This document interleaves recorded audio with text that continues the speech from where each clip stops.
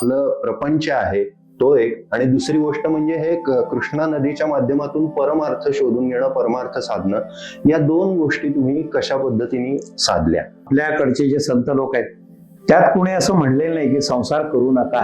बरोबर. उलट संसार करावा नेटका, संसार नीट करा. प्रतापगडला ज्या वेळेला भेट होणार होती त्यावेळेला बरेच लोक, म्हणजे विशेषतः ब्रह्मवृंदाळे हे वाईच्या कृष्णा नदीत उभे होते आणि कृष्णेचं अनुष्ठान केलं.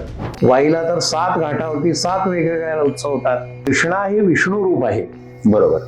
वेण्णा जिचं नाव भद्रा आहे ती शिवस्वरूप आहे. दत्तप्रभूंची कृष्णामाई ही आवडती नदी आहे, त्यांचा निवास आहे औदुंबर आणि वाडीच्या ठिकाणी.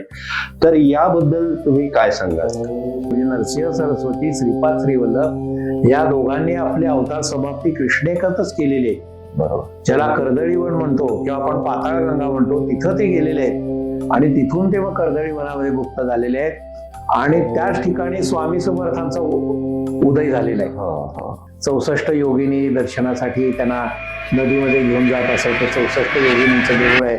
घेवड्याचा वेल तोडला आपल्या भक्ताकडचा आणि त्याला मोठा धनाचा हंडा मिळाला. ही हकीकतही तिथलीच आहे. तसा बिदरच्या बादशाचा सुद्धा गुरुचरित्रात उल्लेख येतो. बर. शेवटच्या अध्यायाकडे ज्या वेळेला आपण जातो की तो जो परीट होता तो पुढच्या जन्मामध्ये राजा होतो आणि तो त्यांना घेऊन जातो तिथं. आज सुद्धा बिदरच्या राजवाड्यात तुम्ही गेला तर एक आसन असं ठेवलेलं आहे की जिथं कुणाला बसू देत नाहीत. ते म्हणतात की इथं माझे गुरु बसलेले, ते नरसिंह सरस्वती. कृष्णेमध्ये आंघोळ करताना एक लाकडाचा मोठा ओंडका वाहत येत होता आणि त्याच्यातून त्यांना अनाहत नाद ऐकू यायला. त्यांनी तो ओंडका घेतला जवळ आणि मग त्यांच्या लक्षात आलं की यामध्ये कृष्णाबाई आहे. शेजघर आहे, शेजघरावरती तिथं गादी असती. शंकरांचं डमरू, त्रिशूळ वगैरे ह्या सगळ्या गोष्टी तिथं ठेवलेल्या आहेत आणि सकाळी पाहाल तर ती गादी विस्कटलेली असते आणि बाकी सगळे ऋषीगण आणि दैवत हे नद्या होऊन वाहू लागले. जेथे जातो तेथे तू माझा सांगाती, चालविशी हाती धरून या. काही वेळेला मला साप आणि हे सुद्धा आडवे गेलेले आहेत. माझ्या बरोबर एक माणूस शेवटपर्यंत नव्हता. इतिहासामध्ये काय उल्लेख आहे की या परिक्रमेसंदर्भात पहिले कोणी केली होती परिक्रमा? इतिहासामध्ये कृष्णदेवराय म्हणून जे आपले हिंदू विजयनगरचं जे साम्राज्य होतं, जिथं कृष्णा नदी सागराला मिळते, अशा संदर्भात आम्हाला थोडीशी माहिती सांगा. की हा थोडा बेभरवशाचा किनारा, म्हणजे तिथं वादळ, वारे, मोठमोठ्या लाटा येणं अशा केव्हाही येऊ शकतात. नेहमीप्रमाणे झालं कुठे कृष्णा नदी, मला कृष्णा नदी इथं नाही, ती तिकडे आहे मला 10 किलोमीटरवर. तुम्हाला कृष्णा नदी दाखवतो, घेऊन जातो तिथं. तिथं असं झालेलं आहे की नजीकच्या काळामध्ये जवळजवळ 100 पेक्षा जास्त प्रवासी म्हणण्यापेक्षा तिथं भेट देणारी लोक ही मृत्यू पावलेली आहेत. तिथं जायला रस्ता नाही, वाहन जात नाही, येत नाही, काही नाही. जंगलाचे तीव्राचं जंगल होतं. वाटेत काटे कुटे आहेत, पाणी कमरेवर वगैरे असू शकतं आणि खड्डे आहेत बरेच मध्ये त्यातले, आणि चालायला किती लागाल माहित नाहीये. आपल्याला तिथं काही मिळणार नाही वाटेत. व आम्ही किती वेळ चालवायचा पत्ताच नाही. मोठं असं कृष्णाबाईचं पात्र ते समुद्राला मिळते. म्हणजे दोघे आपण जीवाशिवाची भेट म्हणतो तसं हे दोघे एकमेकात मिसळून गेलेले आहेत. आणि या सगळ्या कॅनव्हासवरती मी एक अतिशय मामूली ठिपका फक्त होतो. त्या ठिकाणी मी आज जायला लागलो, तो माझ्या बरोबर होता आणि साधारणपणे असं म्हणू की कमरे इतक्या किंवा थोडं अजून जास्त पाणी असेल तिथपर्यंत मी पोचलो आणि तेवढ्यात एक लाट आली आणि माझ्या पायाखालची वाळू सरकली. आपण आतापर्यंत युट्यूब वरती असंख्य प्रकारचे पॉडकास्ट बघितले असतील. त्यापैकी काही ऑथेंटिक इन्फॉर्मेशनवर असतील, तर काही केवळ मनोरंजनासाठी बनवलेले असतील. पण आज आपण ज्या विषयांबद्दल माहिती घेणार आहोत तो एक ऑथेंटिक विषय आहे. ज्यांनी स्वतः या कृष्णामाई परिक्रमेमध्ये सहभाग घेतला, त्यांनी ती यशस्वीरित्या पूर्ण करून दाखवली, अशा डॉक्टर मुरलीधर वारुंजीकर सरांसोबत आपण कृष्णा नदी परिक्रमा या संदर्भात चर्चा करणार आहोत. आतापर्यंत असंख्य भाविकांनी नर्मदा माईची परिक्रमा केलेली आहे. आपण सर्वांनी या संदर्भात ऐकलं देखील आहे. पण कृष्णा नदी परिक्रमा हा माझ्यासाठी सुद्धा एक नवीन आणि कुतूहलाचा विषय होता.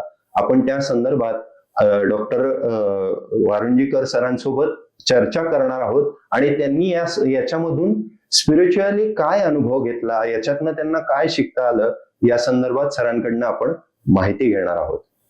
नमस्कार सर. नमस्कार. तर जसं मी आता सांगितलं की आतापर्यंत नर्मदा माईची परिक्रमा असंख्य भाविकांनी केलेली आहे, ऐकलेली आहे, त्याच्यावर पुस्तकं देखील आलेली आहेत. पण कृष्णा नदी परिक्रमा हा जो काही विषय आहे हा मी पहिल्यांदा तुमच्याकडनं ऐकला. आणि जेव्हा मी कोविडच्या दरम्यान तुमच्या त्या पोस्ट सगळ्या पाहिल्या तेव्हापासून मला कुतूहल मनामध्ये आहे की कशा पद्धतीने तुम्ही केलेली आहे. कृष्णा नदी सगळ्यांचा जिव्हाळ्याचा विषय आहे, कारण असंख्य धार्मिक स्थानं त्याच्याशी जोडली गेलेली आहेत. तर ही परिक्रमा करण्याची प्रेरणा आपल्याला कोणाकडनं मिळाली आणि कशी काय आपल्याला या संदर्भात स्फूर्ती मिळाली? नमस्कार ऋतुराज. मुख्य या विषयाला तुम्ही हात घातला, ही सगळ्यात चांगली गोष्ट केलेली आहे. श्री कृष्णाबाईचं मी स्तवन करतो आणि आपल्या या सादरीकरणाला आपण सुरुवात करूया. मनी आस सेवा तुझी ही घडावी, जगन मंगले तूच करवून घ्यावी, अखंडित हे कार्य निर्विघ्न व्हावे, अशी प्रार्थना त्वत्पदी नम्र भावे. जसं आता तुम्ही सांगितलं की मी कृष्णा परिक्रमा केली, कृष्णा नदीची परिक्रमा केली. मी त्याला यात्रा म्हणतो, कारण परिक्रमा ही साधारण नदी उजव्या बाजूला ठेवून आपण पूर्ण करतो. परंतु इथं मी फार कर्मठपणा ठेवलेला नाहीये. मी दोन्ही तीरावर गेलेलो आहे आणि याचा आनंद घेतलेला आहे, म्हणून कृष्णा परिक्रमा यात्रा असा मी शब्द वापरतो. दुसरं, हा जो तुम्ही शब्द वापरला की मी परिक्रमा केलेली आहे, या गोष्टीशी थोडा मी सहमत नाहीये. अशासाठी की जगन मंगले तूच करवून घ्यावी, ही कृष्णाबाईनं माझ्याकडनं परिक्रमा करवून घेतलेली. बरोबर. मी एक त्याच्यातलं प्यादा आहे म्हणा किंवा मी साधन आहे असं म्हणा, तर ही कृष्णाबाईनं परिक्रमा करून घेतली. आता याची प्रेरणा कुठून मिळाली, तर प्रेरणा कोण देणार? प्रेरणा कृष्णाबाईनंच दिलेली आहे. हे माझं मी भाग्य समजतो. माझा जन्म आणि कर्मभूमी ही सातारा आहे. साताराच्या जवळूनच कृष्णा नदी वाहते. इथं कृष्णा वेण्णा संगम माऊलीला झालेला आहे. आमचं मूळ गाव लिंब, ते कृष्णाकाठी. माझं आजोळ आरळे हेही कृष्णेकाठीच आहे. त्यामुळे कृष्णा नदीवर अनेकदा मी गेलेलो आहे, पोहलेलो आहे, अनेक वेळा गेलोय. रात्री अपरात्री सुद्धा मी कृष्णेवर गेलोय. त्यामुळं कृष्णा ही माझ्या मर्मबंधातली एक ठेव आहे. बरोबर. आणि कृष्णेचं वैभव बघावं, कृष्णा कुठून कुठं जाते, त्याच्या भोवती संस्कृती काय आहे, पिकं कुठली होतात, लोकांच्या भावना काय आहेत, कुठले उत्सव चालतात, त्याचा इतिहास काय आहे, हे सगळं जाणून घ्यावं, ही खूप दिवसापासून माझ्या मनामध्ये इच्छा होती. साधारण आपण असं धरलं की आता तुमचं ठराविक ध्येय काय आहे जीवनामध्ये, आणि त्यातून एकदा तुम्ही मोकळं झालात की तुम्हाला आवडतं काय ते करावं. अशा दृष्टीने मी थोडासा व्यवसायातून मुक्त झालो. आणि मग जसं आपण म्हणतो की चिंतन करत असताना माझ्या लक्षात आलं की साध्य काय आणि साधन काय. तर देह हे साधन आहे, देह हे साध्य नाहीये. माणसाची तिथं गल्लत होती. आणि साध्य काय आहे, तर ही कृष्णाबाईची भक्ती. ही कृष्णाबाई माझ्या मनात आहे आणि तिच्या बरोबरीनं आपण जावं. आणि चालविशी हाती धरून या, मला कृष्णाबाईनं धरून नेलेलं आहे. असं लोक म्हणतात मला की तुम्ही एकटे गेलेला होता, तुम्हाला भीती वाटली का? कृष्णा नदी ही कृष्णा आई आहे. आई आपल्या मुलाला कसा काही धोका देऊ शकेल, म्हणजे धोका दिलेला बघू शकेल, म्हणून ही कृष्णाबाईनं माझ्याकडनं करून घेतलेली आहे. हे प्रेरणास्थान. आणि त्याप्रमाणे बराच त्याचा काही अभ्यास करून आणि मी जायचं ठरवलं. आणि जसं आपण म्हणूया की अध्यात्मामध्ये तुम्ही कृष्णाबाईकडं 2 पावलं टाका, ती तुमच्याकडे 10 पावलं टाकेल. ती तुम्हाला बरोबर नेईल, ती तुमचा सगळं दाखवेल, करून येईल तुमच्याकडून. तुम्हाला या सगळ्या गोष्टीचा आनंद घ्यायचा आहे. आणि कृष्णाबाईचं वर्णन मी जसं आता तुम्ही सांगितलं असे बरे अनेक एपिसोड त्या भागामधून मी टाकलेलं आहे. तर खरं सांगायचं तर ही माझी ताकद नाहीये. म्हणजे कृष्णाबाईचं वर्णन, संस्कृती आणि तिचं सगळं संपन्नता सांगावी, याच्यासाठी माझी प्रतिभा कमी पडेल. उपनिषदात जसं म्हणलेलं आहे की नेती नेती, म्हणजे मला सांगता येत नाही. सांगता येत नाही याचा अर्थ उपनिषदांना ते माहीत नाहीये असं नाहीये. बरोबर. पण त्यांची ताकद नाही सांगण्याची. तसं मी जे सांगतो तुम्हाला, यामध्ये मी जे काही सांगतो ते मला वाटलं ते सांगतो. बरोबर. खरं सांगायचं तर या सगळ्या गोष्टी अनुभवायच्या आहेत. ज्यांना उपरती होईल त्यांनी अवश्य जाऊन यावं. मी त्यांना काही त्यासाठी मदतही करू शकेन. ही साधारणपणे यामागची प्रेरणा आहे असं मी समजतो. बरोबर. आता तुम्ही आत्ता म्हणाला तसं की तुमचं लहानपणच कृष्णामाईच्या जवळ गेलेलं आहे, त्याच्यामुळे तुमचा लहानपणापासून कृष्णामाई आणि कृष्णामाईचे उत्सव तिच्या काठी साजरे होणारे हा एक जिव्हाळ्याचा विषय आहे. पेशानी तुम्ही स्वतः डॉक्टर आहात तरी सुद्धा जी काही स्पिरिच्युअल बाजू आहे ती तुम्ही योग्य पद्धतीने सांभाळली, तर या दोन्ही गोष्टींचा ताळमेळ तुम्हाला कसं काय ठेवता आला? म्हणजे एक आपलं प्रपंच आहे तो एक, आणि दुसरी गोष्ट म्हणजे हे कृष्णा नदीच्या माध्यमातून परमार्थ शोधून घेणं, परमार्थ साधणं, या दोन गोष्टी तुम्ही कशा पद्धतीने साधल्या? साधारणपणे आपण धार्मिक गोष्टींचा विचार केला तर या सगळ्या गोष्टी येतात. म्हणजे ब्रह्मचर्य, संसार म्हणजे गृहस्थाश्रम, वानप्रस्थाश्रम, संन्यासाश्रम, या सगळ्या येतात. पण मला असं वाटतं की आपल्याकडचे जे संत लोक आहेत त्यात कुणी असं म्हणलेलं नाही की संसार करू नका. बरोबर. उलट संसार करावा नेटका, संसार नीट करा असं त्यांनी सांगितलेलं आहे. आणि त्याच्या बरोबरीनच भगवंताचं नामस्मरण करा. हा फार मोठा गहन विषय आहे. त्याच्याबद्दल बोलायचं म्हणलं तर खूप काही बोलावं लागेल. परंतु तुमचा जो प्रश्न आहे की कृष्णा नदी काठचे उत्सव, त्या विषयाकडे आपण येऊया. आता रामदास स्वामींनी कृष्णाबाईची जी आरती रचलेली आहे त्याच्यामध्ये त्यांनी स्पष्ट म्हणलेलं आहे की सत्य त्रिगुणात्मक जडरूपधारी. तुम्हाला जर असं म्हणलं की तुम्हाला दैवत कुठलं समोर दिसावं, म्हणजे बा मला दत्त दिसावे, शंकर आहे, विष्णू आहे आणि कुणी असं दैवत आपल्या समोर आहे का? म्हणून रामदास स्वामी सत्य त्रिगुणात्मक जडरूपधारी कृष्णा हे दैवतच आहे तुमचं कृष्णाबाई. बरोबर. प्रत्यक्ष कृष्णाबाई तुमच्या समोर आहे. झालं असं की साधारणपणे अफजुल खानाने जेव्हा आक्रमण केलेलं आहे महाराष्ट्रावरती, आणि तो हिंदू धर्मावरही मोठा आघात होता, तुळजापूरला तोडफोड केलेली आहे, अनेक स्थानं भ्रष्ट केली, पंढरपूरला तो आलेला आहे, आणि त्यावेळेला शिवाजी महाराज हे वाईच्या भागामध्ये आहेत. बरोबर. त्यामुळं तो अफजुल खान तिकडे आला. अफजुल खानाची अजून एक गोष्ट अशी की अफजुल खान हा पूर्वी वाईचा सुभेदार होता. अच्छा. त्यामुळं त्याला तिथं पाठवलेलं होतं आणि त्यानं सांगितलं मी शिवबाला पकडून आणतो, असं त्याचं वाक्य आहे त्याच्यामध्ये. बरोबर. पुढं असं झालं की ही सगळी नासधूस ही जनता आपली सगळी बघत होती आणि लोकांना त्याच्यामध्ये मोठं संकट आहे हे लक्षात आलेलं होतं. तेव्हा शिवाजी महाराजांनी त्यांचे डावपेच खेळले आणि अफजुल खानाला प्रतापगडच्या इथं बोलवलं. प्रतापगडला ज्या वेळेला भेट होणार होती त्यावेळेला बरेच लोक, म्हणजे विशेषतः ब्रह्मवृंदाडे हे वाईच्या कृष्णा नदीत उभे होते आणि कृष्णेचं अनुष्ठान केलं आणि कृष्णेला त्यांनी साकडं घातलं की बाई हे स्वराज्यावरचं संकट दूर कर, बरोबर, आमच्या शिवबाला यश दे. आणि शिवबानी अफजुल खानाचा वध केला आणि त्यानंतर जसं हे सगळ्यांना कळलं तसं त्यांनी शिवबांचा आणि कृष्णाबाईचा जय जयकार केला आणि उत्सवाला सुरुवात झाली. ती होती गीता जयंती, एकादशी होती. अच्छा. आणि त्यानंतर आलेल्या पौर्णिमेला वाईच्या जवळ बावधन आहे, तिथं उत्सव सुरू झाले. आणि कृष्णाबाईच्या उत्सवाची परंपरा महाबळेश्वरनं सुरू होती. वाईला तर 7 घाटावरती 7 वेगवेगळ्या उत्सव होतात. अच्छा. आता मी सांगितलं तसं बावधनला होतो, पुढं पांडेवाडी म्हणून वाईच्या जवळ आहे, त्या ठिकाणी सुद्धा उत्सव होतो कृष्णाबाईचा.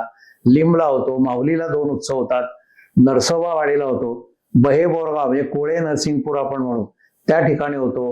नंतर नरसोबावाडीचं तुम्हाला मी सांगितलं, आणि पुढेही उत्सव होतात.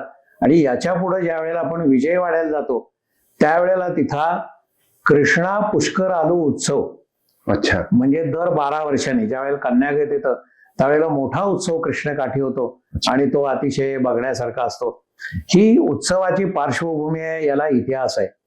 कृष्णेला आपण स्तवन करतो, तिचे उत्सव साजरे करतो, कारण हे हिंदू धर्मावरचं संकट शिवाजी महाराजांनी दूर केलेलं आहे. बरोबर. आता ज्या वेळेला आपण नदी काठची दैवत बघतो त्यावेळेला वाईला धोम या ठिकाणी सिद्धेश्वर आणि नरसिंह यांच्या मूर्ती तिथे आहेत. अतिशय सुंदर देऊळ आहे ते. नरसिंहाच्या मूर्ती दोन्ही स्वरूपात आहेत, म्हणजे शांत आणि उग्र नरसिंह हे दोन्ही आपल्याला तिथं बघायला मिळतात. मला खात्री आहे की आई जिजाबाईंनी ज्या वेळेला शिवाजी महाराजांना पुराणातल्या गोष्टी सांगितल्या त्यावेळेला नरसिंहाची गोष्ट त्यांनी आवर्जून सांगितलेली असणार आहे. ते शिवाजी महाराजांनी लक्षात ठेवलेलं आहे. आणि अफजुल खानाचं जसं नरसिंहानं हिरण्यकश्यपूचं पोट फाडलं तसं पोट फाडलेलं आहे वाघनख्यांनी. त्याचा कोथळा सगळा बाहेर काढलेला आहे आणि म्हणून आपल्याला हे लक्षात घ्यायला हवं की हा कृष्णाबाई हे नुसतं तशा पद्धतीनं दैवत आहे, ही उत्सव जे सुरू झालेले आहेत त्याच्या मागं पार्श्वभूमी आहे. शिवाजी महाराजांना जिजाबाईंनी शिकवलं ती पार्श्वभूमी आहे. आणि हा सगळा ज्या वेळेला भाग थोडा याच्याबरोबर रामदास स्वामींचाही उल्लेख करणं गरजेचं आहे बरोबर की रामदास स्वामींची कृष्णा नदी ही अतिशय आवडती नदी आहे. बरोबर. ज्या ठिकाणी महाबळेश्वरला कृष्णा नदीचा उगम होतो त्या ठिकाणी रामदास स्वामींचा मठ आहे. बरोबर. ते जे जंगल आहे त्या ठिकाणी असं म्हणलं जातं की शिवाजी महाराजांनी वाघिणीचं दूध जे काढलं रामदास स्वामींसाठी ते त्या जंगलात काढलेलं आहे, महाबळेश्वरच्या जंगलात. अच्छा. आता प्रश्न असा असतो की का असं निघेल का वाघिणीचं दूध, हा श्रद्धेचा प्रश्न आहे. म्हणजे आपल्या गुरुसाठी आपण मागितलेलं आहे त्यामुळं त्यांनी काढलं. ही हकीकत, काही गोष्टी खऱ्या, काही गोष्टी आपल्याला माहित नाहीत अशा आहेत. मग पुढे ज्या वेळेला आपण रामदास स्वामींचा विषय घेतो तर रामदास स्वामी हे कृष्णा नदी काठी अनेक ठिकाण आहेत त्यांची की जिथं ते येऊन गेलेले आहेत. तर एका अर्थाने रामदास स्वामी हे नुसते धार्मिक संत नाहीयेत, तर उलट त्यांनी भक्ती आणि शक्ती हा संगम एकत्र केलेला आहे. त्यांनी अनेकांना मारुती हे दैवत दाखवलेलं आहे आणि व्यायाम करा आणि तुमचं शरीर सुदृढ करा, तुम्ही हात्याला चालवायला ठिकाण, हे सगळे मावळे त्यांनी शिवाजी महाराजांना दिलेले. बरोबर. स्वराज्य उभारणीसाठी रामदास स्वामी कुणाचं दैवत? हेडगेवार त्यांचं दैवत रामदास स्वामी. लोकमान्य टिळक अनेकदा सज्जनगडवर येऊन गेलेले आहेत, त्यांचं दैवत.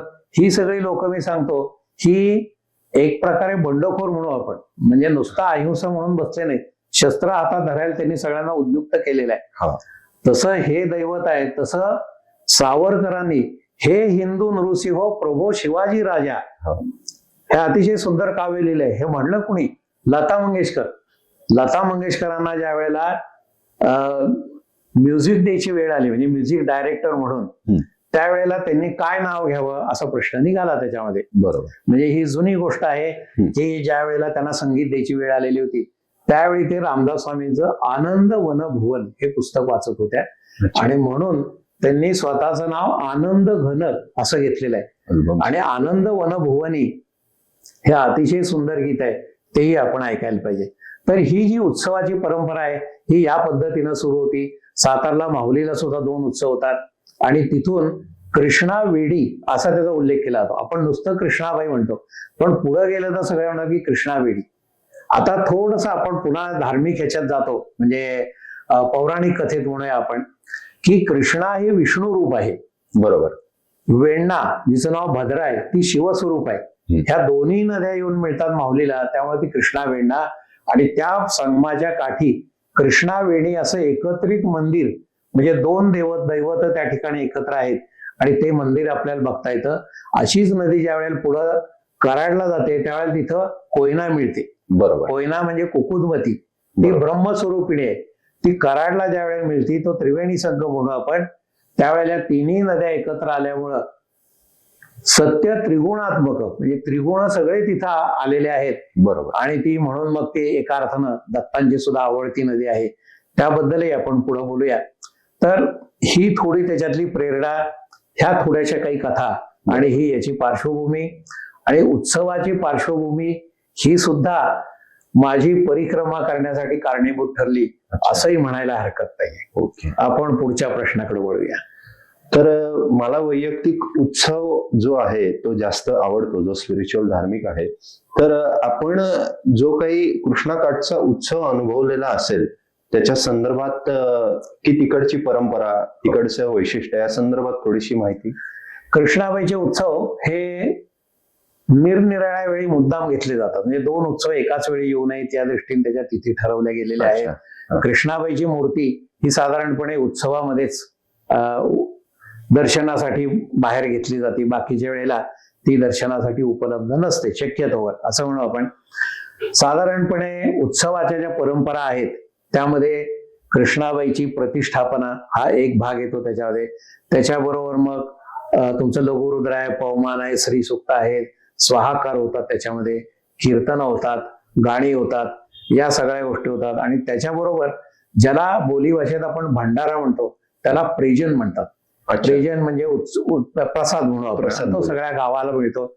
याच्याबद्दल मी जसं आता सांगितलं की परिक्रमा मी जी केली किंवा कृष्णेच्या बरोबरीने गेलो, याचा मूळ उद्देश असा होता की शेजारी जे लोक राहतात त्या लोकांना कृष्णाबाई बद्दल काय वाटतं हा किंवा उत्सव परंपरेबद्दल त्यांना काय वाटतं हा आणि त्याच्यामध्ये आपली काय निरीक्षणं राहतात त्याच्यामध्ये. बरोबर. जसं आता महाबळेश्वरनं नदी खाली येते, हा. जोर या गावात येते. दुसरं असं की या ठिकाणांना मी अनेकदा भेटी दिल्या, म्हणजे परिक्रमा केली ना आता संपला असं होत नाही. अजूनही मला कृष्णेकाठी जाऊन 30 ठिकाणं आणि त्याच्यातून अजून नवीन माहिती कळत जाते. जोरला गेल्यानंतर लोकांनी सांगितलं इथून वरून कृष्णाबाईनं उडी टाकलेली आणि ती कड्यावरनं खाली येते. या सगळ्या मोसमातल्या नद्या आहेत. मोसमी नद्या असल्यामुळं त्याला पावसाळ्यात म्हणजे श्रावण महिन्यातच कृष्णा नदी बघायला जावं लागतं. बरोबर. इतर वेळेस तो भाग कोरडा राहतो. मग मोठे जलाशय म्हणजे तुमचा धोम आणि बलकवडी हे दिसतात वगैरे. तो विषय आपण त्याच्यातला थोडा बाजूला घेऊया. तर कृष्णा नदी ज्या वेळेला आपलं कृष्णाबाई ज्या वेळेला मूर्तीची प्रतिष्ठापना करण्यासाठी आणली जाते त्यावेळेला ती पालखीतून येते. अच्छा. चौऱ्या डाळल्या जातात, अब्दागिरी घेऊन लोक उभे असतात, कृष्णेचा जय जयकार करतात, आरती करतात. आपण वाजंत्री म्हणून म्हणजे ढोल ताशे हे सगळे त्याच्यामधून कृष्णाबाई मंडपामध्ये येते. मंडप आधीच तयार केलेले असतात म्हणजे आधी करावे लागतात. वाई आणि काही ठिकाणी ज्या वेळेला विचारलं मी त्यावेळी लोकांनी सांगितलं की पूर्वीचा काळ असा होता की तुम्हाला उत्सवासाठी काय लागणार आहे ह्याची तुम्ही यादी करायची की मला 2 हंडे पाहिजेत, मला 100 ताटं पाहिजेत, मला इतक्या वाट्या पाहिजेत किंवा आणि काही पाहिजे आणि या सगळ्या याद्या म्हणले कृष्णेकाठी नेऊन ठेवायची. अच्छा. दुसऱ्या दिवशी सकाळी बघितलं तुम्ही की यादीप्रमाणे सगळे भांडे आणि सामान तिथं आलेलं असायचं.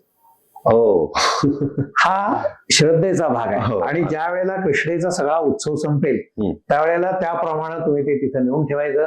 दुसऱ्या दिवशी तुम्हाला तिथं काही दिसणार म्हणजे कृष्णाबाई सोय लावते. हा कृष्णाबाई सगळं करून घेते आणि करवून घेते असं म्हणू आपण त्याच्यामध्ये. आता उत्सवामध्ये सुद्धा कसं आहे की त्या याची परंपरा आणि त्याचं वैभव फार मोठं आहे. फार मोठं म्हणजे हांड्या झुबरं लावलेले आहेत, कनाती बांधलेले आहेत, आतले खांब आहे ते. तो जवळजवळ मंडप आहे तो 50 फूट उंच मंडप असे बऱ्याच ठिकाणी. पुन्हा कृष्णाबाईचं सिंहासन म्हणजे दगडी सिंहासन वेगळं, त्याच्यावर अजून एक सिंहासन मग अजून वेगळं करून त्याच्यामध्ये कृष्णाबाईची प्रतिष्ठापना आहे. कडेनं कनाती सोडलेल्या आहेत. अच्छा. ज्या वेळेला काही गोष्टी विशेषतः कीर्तन वगैरे होतं तेव्हा भालदार चौकदार चांदीच्या काठ्या घेऊन तिथे उभे असतात. त्यांचे तंग तुमानी वेश असतात, शिंदेशाही पगडी लावलेली असती आणि ते कृष्णाबाईला मुजरा करून कृष्णाबाई महाराज की जय असं फार मोठी ललकारी देतात ते. आणि मग त्यावेळी हे उत्सव होत असत. ज्या वेळेला वीज नव्हती आलेली त्यावेळेला गॅस बत्त्या होत्या, कंदील असायचे. मग त्या बुवांना घेऊन हे 2 जण खालती यायचे आणि मग त्यांचं कीर्तन जे सुरू व्हायचं ते सुद्धा रात्री 9-10 सुरू झाल्यानंतर पहाटेपर्यंत ही कीर्तनं चालायची. त्या काळी मनोरंजनाची वेगळी सोय नसल्यामुळं खूपशे गावकरी त्या ठिकाणी येऊन बसायचे. बरोबर. आणि अशा पद्धतीनं कृष्णा नदी काठी बहुतेक ठिकाणी हे घाट आहेत तिथंच हे उत्सव होतात. आणि मग त्याच्या बरोबरीनं मी मगाशी सांगितलं तसं भागवत वाचन, भागवताचा सप्ताह पूर्णपणे करणं, नंतर त्याच्यावरती अभिषेक. आता अभिषेकाला कृष्णाबाईची मूर्ती घेत नाही. ज्या ठिकाणी कृष्णाबाई पासून ही ठिकाणं दूर आहेत त्या ठिकाणी कृष्णाबाईचं पाणी एका गिंडीत आणलं जातं. विशेषतः आम्ही बावधन बद्दल बोलतो, वाईच्या पुढच्या बाजूला येतं. मग तिथं ती गिंडी ठेवायची आणि ती कृष्णाबाई आणि कृष्णाबाईची मूर्ती याची पूजा करायची आणि पूजेच्या वेळेस ती गिंडी घेऊन तिच्यावरती अभिषेक करणं हा त्याच्यातला भाग राहतो. मग 21 सत्यनारायण वगैरे ह्या सगळ्या धार्मिक गोष्टी होतात. विशेषतः पहिल्या दिवशी संध्याकाळी मंत्र जागर व्हायचा. अच्छा. अजूनही बऱ्याच ठिकाणी होतो. आपण जसं म्हणतो ऋग्वेद, सामवेद, यजुर्वेदी, मग इकडे ऋग्वेदी बसलेत, इकडे यजुर्वेदी बसलेले आहेत आणि त्यांचं जे मंत्र जागर आहे तो अतिशय सुंदर आणि ऐकण्यासारखा अजूनही असतो. त्या संध्याकाळी मग या लोकांना डाळपणं दिलं जातं म्हणजे जे ऋत्विज आलेले आहेत त्या सगळ्यांना. आणि स्त्रियांसाठी हळदी कुंकवाचा कार्यक्रम असतो. स्त्रियांचाही सहभाग याच्यामध्ये मोठा असतो. आणि या तिथी आणि त्याच्यात काय काय गोष्टी व्हाव्यात हे ठरलेलं असतं त्याच्यात. बरोबर. ज्यावेळी कृष्णाबाईची उत्थापना होती त्यावेळी कृष्णेची आरती केली जाते.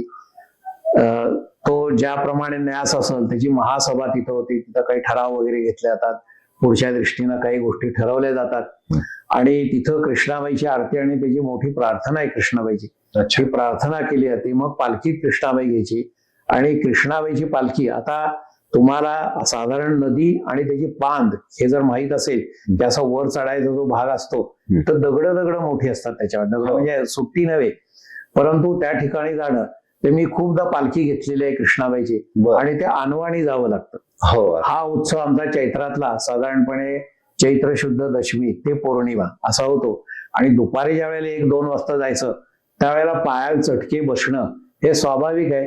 पण एकदा तुम्ही कृष्णाबाईकडे नजर ठेवली आणि मी तिचा भोई आहे एवढं लक्षात घेतलं की तुम्ही फुलावर न चालता असं वाटतं तुम्हाला.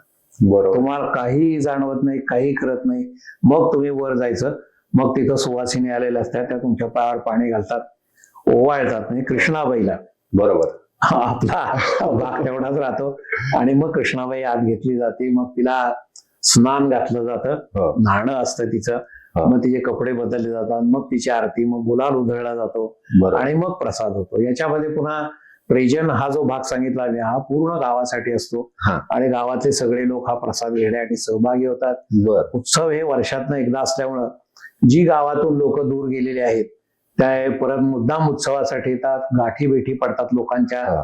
आणि कृष्णाबाईवरती श्रद्धाही असते. मी हा सगळा परिक्रमेचा भाग बघितला त्यावेळेला परत आपण या विषयाकडे केव्हा तरी येऊ की याचं प्रदूषण होते किंवा काय. आणि कृष्णाबाईचं पूर्वीचं जे महत्व होतं, पूर्वीचं म्हणण्याचं कारण असं की ज्या वेळेला गावात नळ आलेले नव्हते किंवा पाण्याची सोय नव्हती तेव्हा मुद्दाम लोक कृष्णेवर आंघोळीला जायचे, नंतर तिथून घागरी भरून वर आणायचे, ते पाणी वापरलं जायचं. तिथं देवळं असायची त्या ठिकाणी जायचे, उत्सव कृष्णेचे होत होते. आता बरीचशी खेड्यातली मुलंही परगावी गेलेली आहेत आणि उत्सवाच्या जरी हे सुरू असल्या प्रथा तरी त्याचं स्वरूप आता थोडंसं बदलत चाललेलं आहे. आता हा फार मोठा विषय आहे की कृष्णेचं प्रदूषण आणि ते कसं थांबवायचं. त्याच्यात कदाचित मला सोपा विषय असा वाटतो की ही उत्सव परंपरा आपण जर अजून लावून धरेल, अजून त्याच्यामधून जर पुढे जाऊ शकलो तर हे लोकांवर आपल्याला बिंबवता येईल. आणि आपण ठरवलं किंवा सांगितलं तर असे अनेक लोक पुढे येतील की जे कृष्णाबाईसाठी काम करायला मोकळे आहेत, तिची स्वच्छता करतील. किंवा जसं आपण म्हणतो आता कृष्णेबाईनं सुबत्ता सगळीकडे दिलेली आहे, सुबत्ता जशी आली त्याच्याबरोबर कारखानदारी वाढली, कारखानदारी आली तसं त्याचं पाणी प्रदूषण वाढलं. कारण नदी ही सर्वात खोल भागातून जात असते, तेव्हा कुठूनही पाणी सोडलं तरी ते शेवटी नदीतच येणार. पण ते जर तुम्हाला नीट करता आलं तर साधारण मी बघितलं की 40% पाणी फक्त शासन शुद्ध करू शकते. कदाचित अनास्था म्हणा किंवा आणि काही म्हणा, परंतु बाकीचं नदीची आपल्याला काळजी घेणं गरजेचं आहे. आणि या उत्सवाचं महत्व जेवढं वाढेल तेवढं मला वाटते आपल्या नदीला चांगले दिवस येतील असं मला वाटतं. आपल्या जे युट्यूब वरती आपण स्वतः परिक्रमा करताना जी काही माहिती घेतली त्याचे एपिसोड युट्यूबवर आहेत. त्यापैकी आता मगाशी आपला बावधनचा विषय झाला, तर बावधनचं जे काही बगाड आहे त्या संदर्भात थोडीशी माहिती.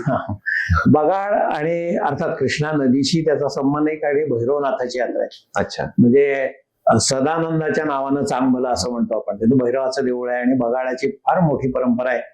तर बगाडाला जो माणूस बांधला जातो त्याला बगाड्या असं म्हणतात. बगाड्या सुद्धा कोण, तो नवसाचा असतो, तो ठरवला जातो. ठरवला म्हणजे असं परस्पर जाऊन असं बगाड्या होतो असं नसतं. तो 5 दिवस त्या देवळात राहतो, तो फक्त लिंबाची पानं खातो आणि उपास असतो त्याचा. बगाड कसं तयार करायचं हे ठरलेलं असतं. त्याचे जे सुतार आहेत ते ठरले असतात. त्याची जी मोठी चाकं आहेत ती दगडी चाकं आहेत, त्याची 3-3 वर्षांनी लाकडं बदलावी लागतात. मग ते बगाड बांधणं हा सुद्धा एक फार मोठा विषय आहे. त्याच्यामध्ये उंच बगाड आहे, त्याला तो बगाड्या बांधला जातो. आणि मग ते बगाड ओढणारे बैल आहेत ती सुद्धा ठरवावी लागतात. म्हणजे असं कुठलीही बैल नाही, मग ती बैल सुद्धा वर्षभर ते त्याप्रमाणे तयार करतात ती खोंड. हे म्हणजे तो एक मानाचा भाग आहे की माझे बैल बगाडाला जोडलेले होते असं. तर त्याप्रमाणे ते बगाड जोडलं जातं आणि लाखामध्ये त्याचे भाविक तिथं जपतात आणि मग गुलाल उधळला जातो. बहुतेक बगाड्या हा नवसाचा असतो, म्हणजे त्याने नवस केलेला आहे आणि भगवंतानं आपला नवस पार पाडलेला आहे म्हणून मी तिथं बगाडावरती जातो. म्हणून मग त्याला उंच बगाडावर बांधलं जातं.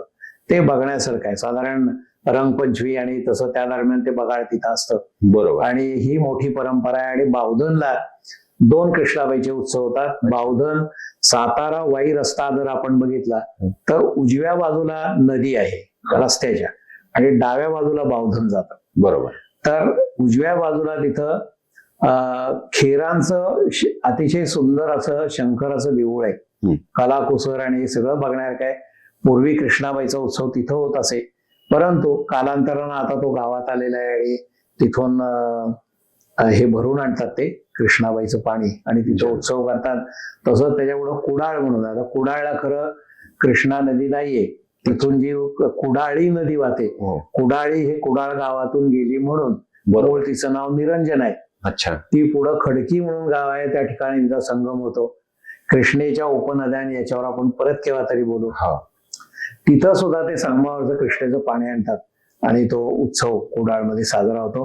अशी उत्सवाची मोठी परंपरा आहे आणि या दृष्टीनं उत्सवाचं जर पुनरुत्थान झालं तर कृष्णाबाईला आणि मला आणि सगळ्यांनाच आनंद होईल असं मला वाटतं. बरोबर. कृष्णेकाठी असंख्य देवी देवतांची मंदिरं आहेत. त्याच्यापैकी बहुतांश शिवशंकराची मंदिरं आहेत, कृष्णामाईची मंदिरं आहेत, नरसिंहाची मंदिरं आहेत, दत्तप्रभूंची मंदिरं आहेत. दत्तप्रभूंची कृष्णामाई ही आवडती नदी आहे, त्यांचा निवास आहे औदुंबर आणि वाडीच्या ठिकाणी. तर याबद्दल तुम्ही काय सांगाल? कृष्णा काठची मंदिरं हा एक फार मोठा विषय आहे. आपण ज्या वेळेला उगमापासून सुरू करतो, उगमापासून ज्या वेळेला सुरू करतो त्यावेळेला तिथं पंचगंगा मंदिर आहे. 5 नद्यांचे उगम झालेले आहेत. बरोबर. त्या ठिकाणी अतिबळ आणि महाबळ आहे. पुन्हा पौराणिक कथा ज्या खूप सांगण्यासारख्या आहेत, त्या महाबळेश्वरच्या महाबळेश्वर क्षेत्र महाबळेश्वर. अच्छा. तर तिथं हा सगळा प्रकार आहे. नंतर ज्या वेळेला तुम्ही खाली येता त्यावेळी मगाही सांगितलं इथं धोम या ठिकाणी जे मंदिर आहे त्याची पुष्करणी, म्हणजे फार मोठं कासव आहे, अतिशय सुंदर, त्याच्यावर पुष्करणी आहे आणि त्या चबुतऱ्यावरती नंदी आहे. आणि त्यातला जो शंकर इतका खालती आहे, म्हणजे शंकराचा गर्भगृह म्हणून आपण, ते कृष्णा नदीच्या खालच्या बाजूला येतं. अच्छा. त्यामुळे ते आपल्याला खोल असं जावं लागतं. पुन्हा वाईचं विश्वेश्वराचं देऊळ आहे, ते बघण्यासारखं आहे. बरोबर. वाईचा महागणपती जो मोठा गणपती आहे तो बघण्यासारखा आहे, त्याची देवळं बघण्यासारखी आहे. आता याच्यामध्ये नरसिंहाच्या बद्दल मी तुम्हाला मगाशी सांगितलं की सिद्धेश्वर नरसिंह हे मंदिरचे दोमचे आहे. त्यानंतर आपण ज्या वेळेला पुढे येतो तेव्हा कृष्णेच्या बेटात काही मंदिर आहेत. बेटात म्हणजे चहूबाजूनं पाणी वाहत्यांमध्ये बेट आहे. या ठिकाणचं मंदिर म्हणजे लिंब गोवे या ठिकाणी जे माझं गाव आहे तिथं कोटेश्वर आहे. कोटेश्वर मधोमध आहे कृष्णेच्या, कृष्णा दोन्ही बाजून वाहते. आता पूल झालेला आहे, पण मला लहानपणी आठवतं आम्हाला पाण्यातनच जावं लागायचं. पाणी जास्त असेल तर त्याला बारक्या होड्या होत्या, होडीतून बसून मग जावं लागायचं. तर साधारण असं होतं की कृष्णेकाठी शंकराची अनेक मंदिर आहेत. बरोबर. वाईची मी तुम्हाला सांगितलं तसं माहुलीला सुद्धा अनेक अतिशय सुंदर मंदिर आहेत. वाई काय आणि माहुली काय ही दोन्ही जास्त करून मंदिरं पेशवे काळातली.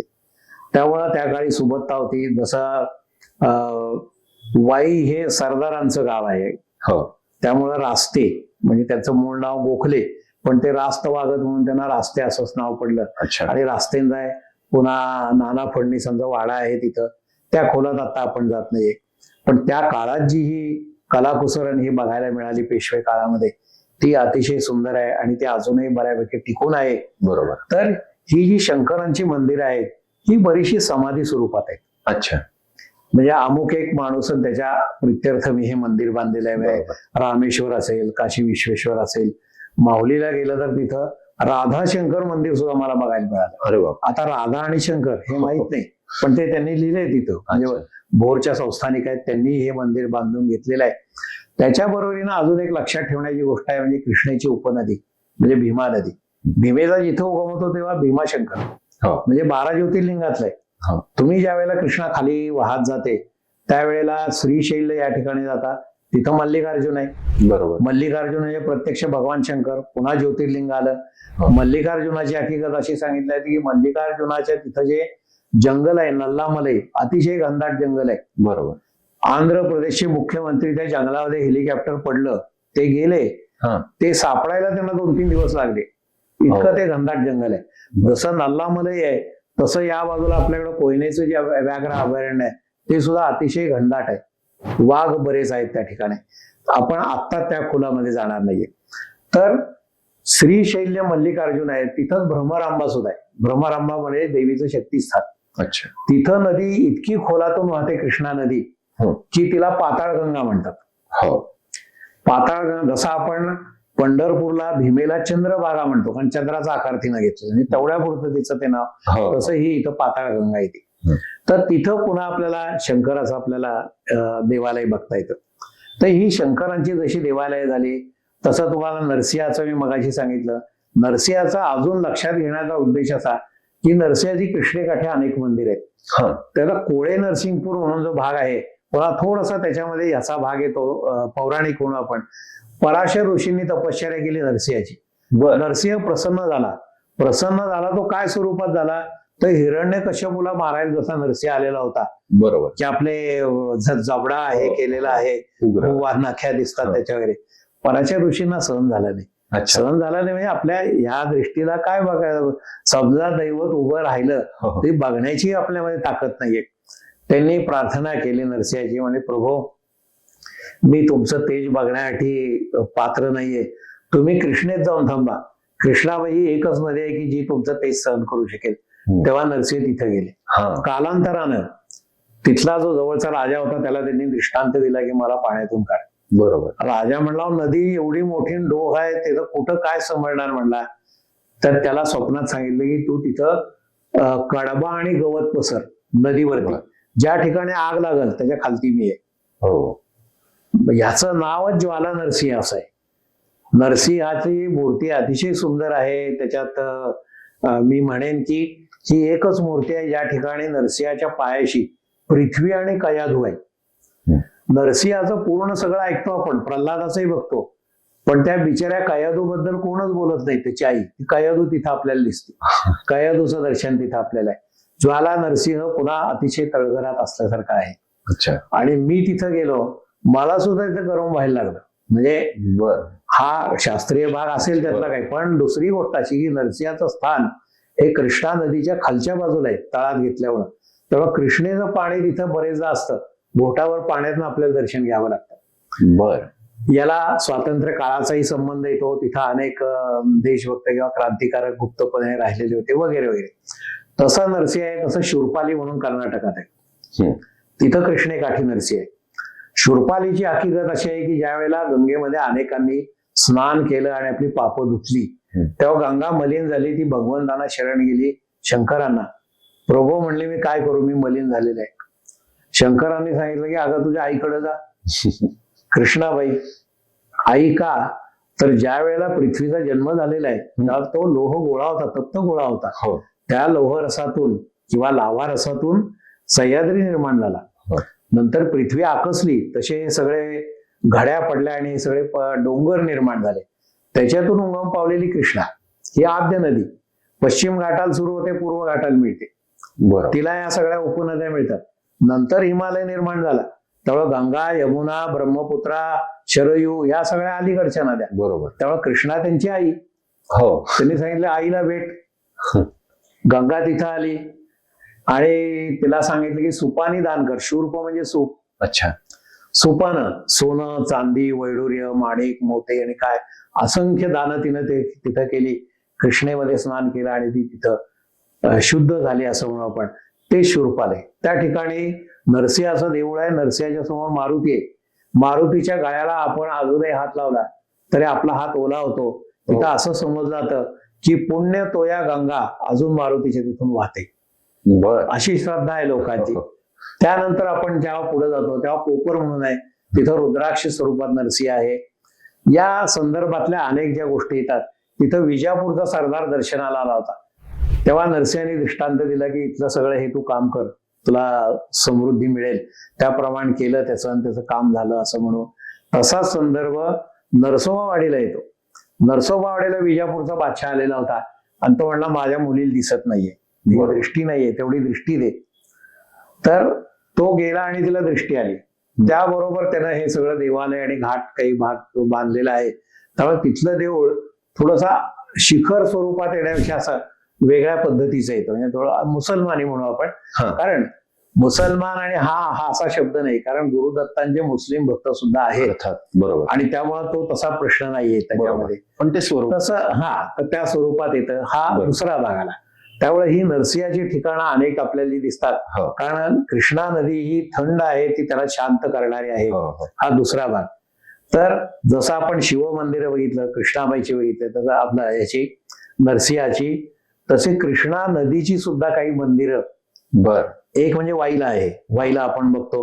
त्यानंतर खाली आल्यानंतर आरळे, वडूथ आरळे म्हणून आहे. त्या ठिकाणी त्याला शकून झालेलं आहे म्हणून शकुंतेश्वर किंवा शकुंतलेश्वर असं नाव आहे.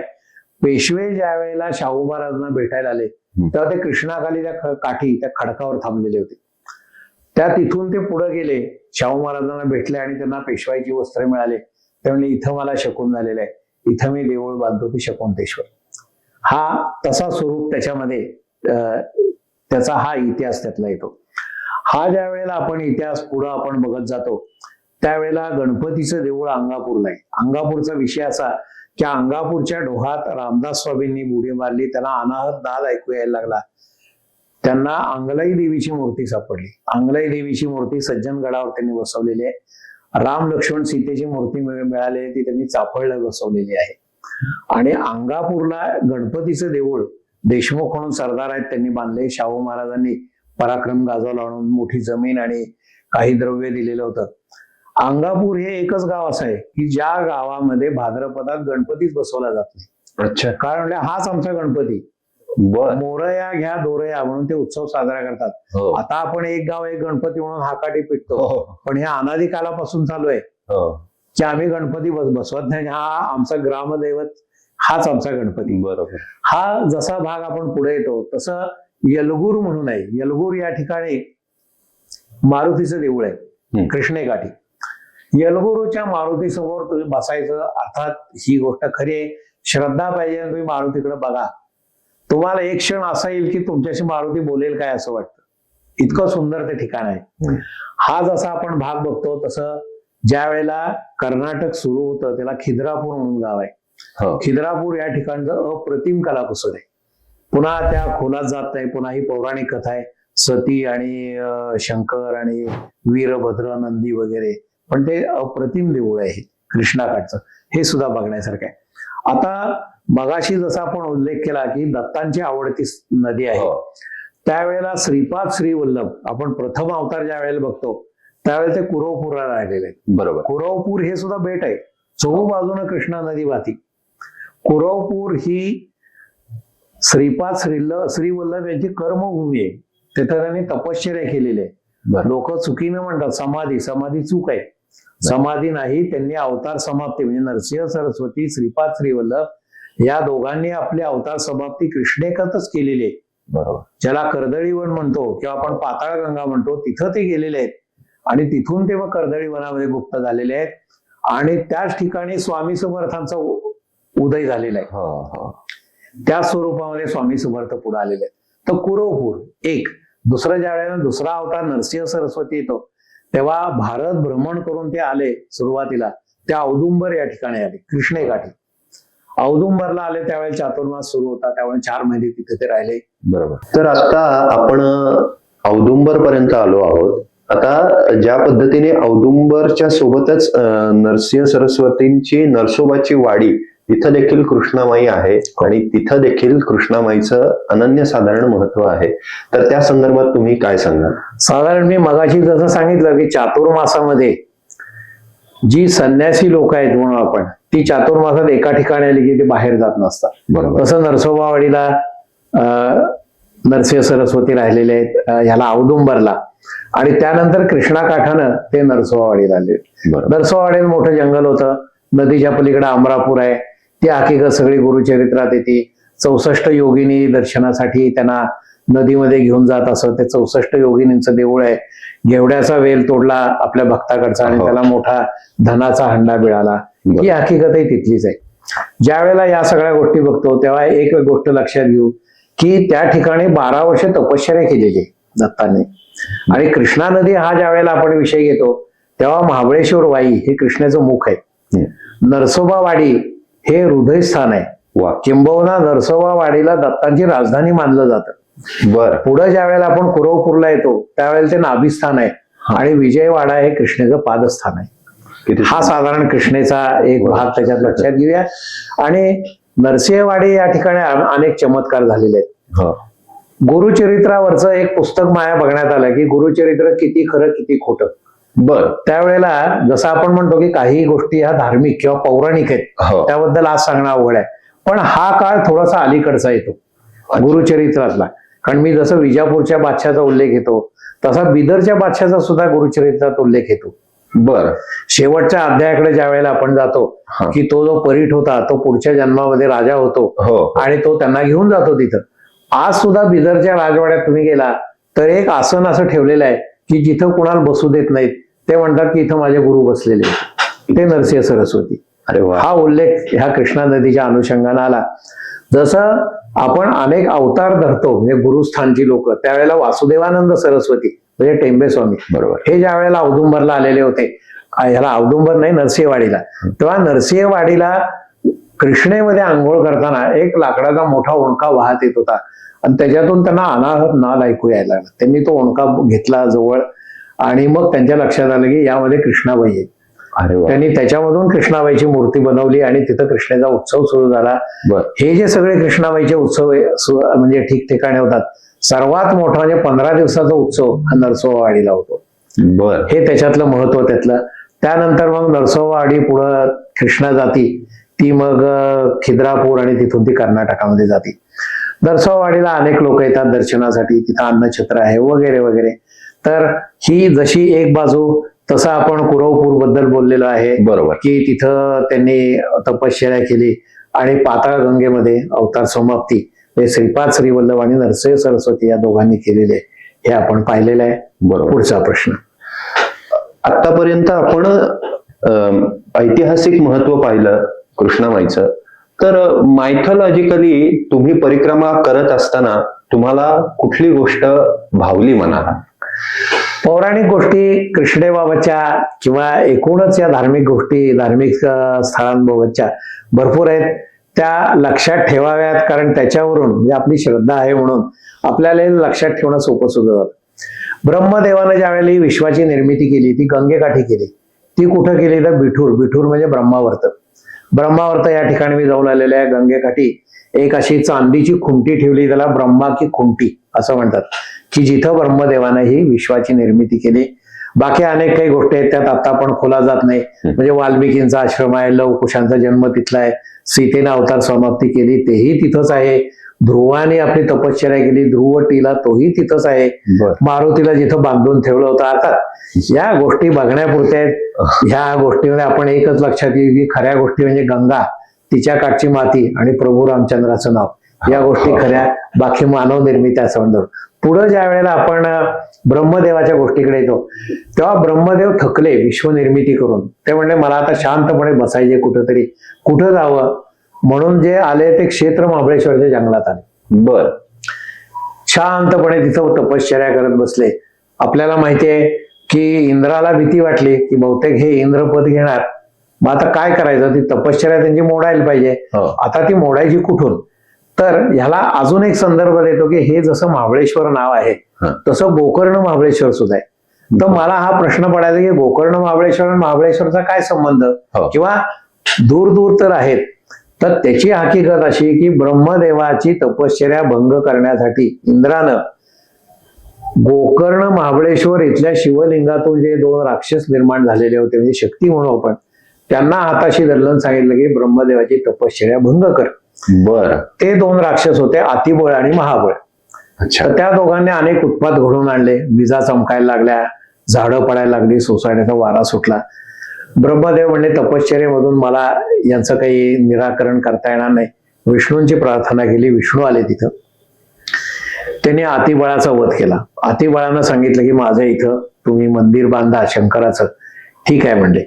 महाबळाला असा वर होता की तू तुझं ठरवलं तरच तुझा मृत्यू येईल. अच्छा. नाही तर कोणाच्या हातून तुला मृत्यू येणार. इच्छा मरण असल्यासारखंच होतं. तेव्हा विष्णूंनी आदिमायेची मदत घेतली. आदिमाया तिथे ज्या वेळेला महाबळासमोर येऊन उभी राहिली त्यावेळेला तो तिच्यावर मोहित झाला आणि म्हणला की तुला काय पाहिजे. तिनं सांगितलं की तू देवांना समर्पण हो आणि तुझं आयुष्य संपव. महाबळ म्हणला आई ठीक आहे म्हणला. महाबळानं आपलं आयुष्य संपवलं पण एक वर मागून घेतला. तो म्हणला की माझ्या नावानं इथं देऊळ बांधा, म्हणजे प्रत्यक्ष भगवान शंकरांनी इथं येऊन राहावं आणि या भागाला माझं नाव द्यावं म्हणून महाबळेश्वर नाव. अच्छा. एक बाजू. दुसरं, इथं शंकरांनी राहावं म्हणून त्यांचं इथे एक शेजघर आहे. शेजघरावरती तिथं गादी असती. शंकरांचं डमरू, त्रिशूळ ह्या सगळ्या गोष्टी तिथं ठेवलेल्या आहेत आणि सकाळी पाहाल तर ती गादी विस्कटलेली असती. हे अजून हा पाहता येतं. श्रद्धेचा भाग, म्हणजे अजून भगवान शंकरांचं तिथं वास्तव्य आहे बरं. आणि ते तिथं राहतात, हा पौराणिक भाग त्याच्यातला. आता ज्या वेळेला आपण पुढे येतो की त्यावेळेला पुराणात असं सांगितलंय की ब्रह्मदेव तपश्चर्या करत असताना त्यांचा कमंडलू लाल रंगाचा होता आणि तो लवणला गेला आणि त्याच्यातून 108 नद्यांची उत्पत्ती झाली. गमतीची गोष्ट अशी की ज्या वेळेला आपण कृष्णाखुर म्हणजे गोदावरीच्या अलीकडचा भाग घेऊ, उत्तर महाराष्ट्र सोडायचा आपण, गोदावरीच्या अलीकडचा भाग, कृष्णेच्या सगळ्या उपनद्या आणि त्या उपनद्यांच्या उपनद्या घेतल्या तर त्या 108 भरतात. म्हणजे पुराणात 108 नद्या सांगितलं, ह्या 108 भरतात. कमंडलू लाल रंगाचा हा सगळा जो आपला पश्चिम घाट आहे त्यातनं येणाऱ्या सगळ्या नद्या ह्या लाल रंगातच येतात, कारण तिथली जी माती आहे ती लाल रंगातली आहे. हा एक योगायोग म्हणा किंवा ही घडलेली गोष्ट. झाला असं पुढं ब्रह्मदेवाची तपश्चर्या संपली, तो म्हणला आपण एक मोठा यज्ञ करूया. यज्ञासाठी सगळे देव आणि ऋषी यांना बोलून घेतलं आणि त्यांची जी पत्नी होती यजमानपदी बसणारी ती सावित्रीला त्यांनी बोलून घेतलं. म्हणजे ये आपला या वेळेला मुहूर्त आहे. अजूनही आपण बघतो की लग्नामध्ये बरेचदा मुलगी लवकर येत नाही, सगळं हे चाललेलं असतं. तर सावित्री वेळेत आली नाही. सावित्री वेळेत आली नाही तेव्हा ब्रह्मदेवाने आपली दुसरी जी पत्नी होती गायत्री तिला यजमानपदी बसवलं आणि यज्ञ सुरू केला. बरोबर. थोड्या वेळात सावित्री आली. सावित्रीला राग आला की मी पत्नी असताना यांनी दुसरी पत्नी इथं बसवली, म्हणून तिनं शाप दिला सगळ्यांना की तुम्ही सगळेजण नद्या व्हाल, ऋषी आणि देव. तेव्हा ऋषींनाही राग आला. ऋषींनी कमंडलूचं पाणी घेतलं, तिच्या अंगावर टाकलं आणि तूही नदी होशी. बरोबर. ती सावित्री नदी होऊन कोकणामध्ये व्हायला लागली. कृष्णा आहे ती विष्णू रूप आहे. विष्णू हे कृष्णा नदी झाले. शंकर हे वेण्णा नदी म्हणजे भद्रा नदी. कुकुदमती म्हणजे कोयना नदी हे ब्रह्मदेव झाले. आणि बाकी सगळे ऋषीगण आणि दैवत हे नद्या होऊन वाहू लागले. बरोबर. ही त्याची हकीकत. हे ज्या वेळेला आपण बघतो ह्या पुराणातल्या काही गोष्टी, मगाशी मी सांगितल्या त्या इतर काही त्याच्या बरोबरीने येणाऱ्या गोष्टी, आणि मग थोडा इतिहासाचा जर आपण विचार केला, म्हणजे जसं पौराणिक गोष्टी ह्या जुन्या ह्याच्यात गेल्या त्याच्यामध्ये. बरोबर. आता ज्या वेळेला अजून कृष्णा नदी पुढे येते त्यावेळेला महत्वाची ठिकाण आहे त्याच्यात कुडल संगम म्हणजे बसवेश्वरांची समाधी आहे तिथं. बर. त्या ठिकाणी मलप्रभा आणि कृष्णा या नद्या तिथे त्या ठिकाणी येऊन मिळतात आणि तो संगम आहे अतिशय बघण्यासारखा आहे. त्यावर आपण परत केव्हा तरी बोलू. पण विजयवाड्याला ज्या वेळेला जातो आपण त्या विजयवाड्याला कनकदुर्गा म्हणून देवीचं अतिशय सुंदर स्थान डोंगरामध्ये. कनकदुर्गा म्हणजे तिनं ज्या वेळेला महिषासुरावर विजय मिळवला आणि ती तिथं येऊन राहिली, विजय मिळवला म्हणून विजयवाडा हे त्या गावाचं नाव. आता तिथंच अमरापूर आहे, त्या ठिकाणी नवीन राजधानी बनवत आहेत त्या आंध्रची. हा वेगळा भाग त्याच्यातला. तर ह्या सगळ्या पौराणिक गोष्टी ज्या वेळेला आपण लक्षात घेतो तेव्हा आपल्याला अजून त्याच्याबद्दल आनंद वाटतो, आदर वाटतो आणि कुतूहलही वाटतं त्यातलं. याच्याच बरोबरीनं थोडासा आपण ऐतिहासिक भाग जरी घेतला तरी जसं शिवाजी महाराजांचं जे स्वातंत्र्य आहे, शिवाजी महाराजांनी अफजल खानाचा वध कुठं केला? कृष्णाबाईचा उगम आहे त्याच्या शेजारी प्रतापगड, तिथं वध केला. महाबळेश्वराचं देऊळ आहे. ज्या वेळेला सूर्यग्रहण होतं तेव्हा जिजाबाईंनी सांगितलं की माझी सुवर्ण तुला कर. त्याच्या अंगणामध्ये सुवर्ण तुला झालेली आहे जिजाबाईंची. आणि हे सगळं जे धन होतं ते शिवाजी महाराजांनी लोकांना दिलं. लोकांनी सांगितलं महाराज हे स्वराज्यासाठी धन तुम्ही परत घेऊन जा, आम्हाला नको हे. हा शिवाजी महाराजांचा आपल्या लोकांचा सुद्धा मोठेपणा. अर्थात. बरोबर. शिवाजी महाराजांनी स्वराज्याची शपथ घेतली कुठं? रायरेश्वरला. रायरेश्वर कुठं? वाईच्या शेजारी डोंगर आहे रोहिडेश्वराचा, त्या ठिकाणी शपथ घेतली. अफजल खान व तिथला हे तिथला. शिवाजी महाराज ज्या वेळेला कृष्णा काठाचा आपण विचार करतो त्यावेळेला उमरतच्या जवळ चाफळ आहे. चाफळच्या इथं शिंगणवाडी इथं रामदास स्वामी शिवाजी महाराजांची भेट झालेली आहे. बरोबर. ज्या वेळेला जावली खोऱ्यामध्ये या घटना घडत होत्या, अफजल खान चंद्रराव मोरे म्हणून रामदास स्वामींना दासबोध उरमोडी काठी द्यायचा होता. उरमोडीचं खरं नाव उर्वशी आहे, म्हणजे परळीच्या खाली. पण त्यावेळेला नको, मला तिकडे लक्ष ठेवणं गरजेचं आहे म्हणून ते शिवथरगडीत गेले आणि त्यातून त्यांनी अनेक काही आपण म्हणू की तुमचे गुप्तहेर वगैरे पाठवून काही माहिती मिळवली आणि हे मावळे त्यांना दिले वगैरे वगैरे. ह्या गोष्टी त्याच्या बरोबर येतात. आपण अजून पुढे आलो तर हंबीरराव मोहिते म्हणजे याचे मराठा सैन्याचे सरसेनापती आहेत, त्यांची समाधी ही कराड जवळ तळबीड आहे, तिथं आहे. आपण जेव्हा नरसोबावाडीला जातो तिथं पंचगंगा आणि कृष्णेचा संगम आहे. पलीकडे लगेच कुरुंदवाड येतं. कुरुंदवाडच्या इथं संताजी घोरपडे यांची समाधी आहे. बरोबर.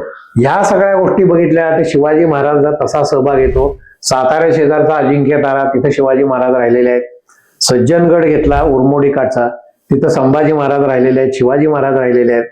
शिवाजी महाराज ज्यावेळेस दक्षिण दिग्विजयाला गेलेले होते, श्रीशैल्य इथे गेले.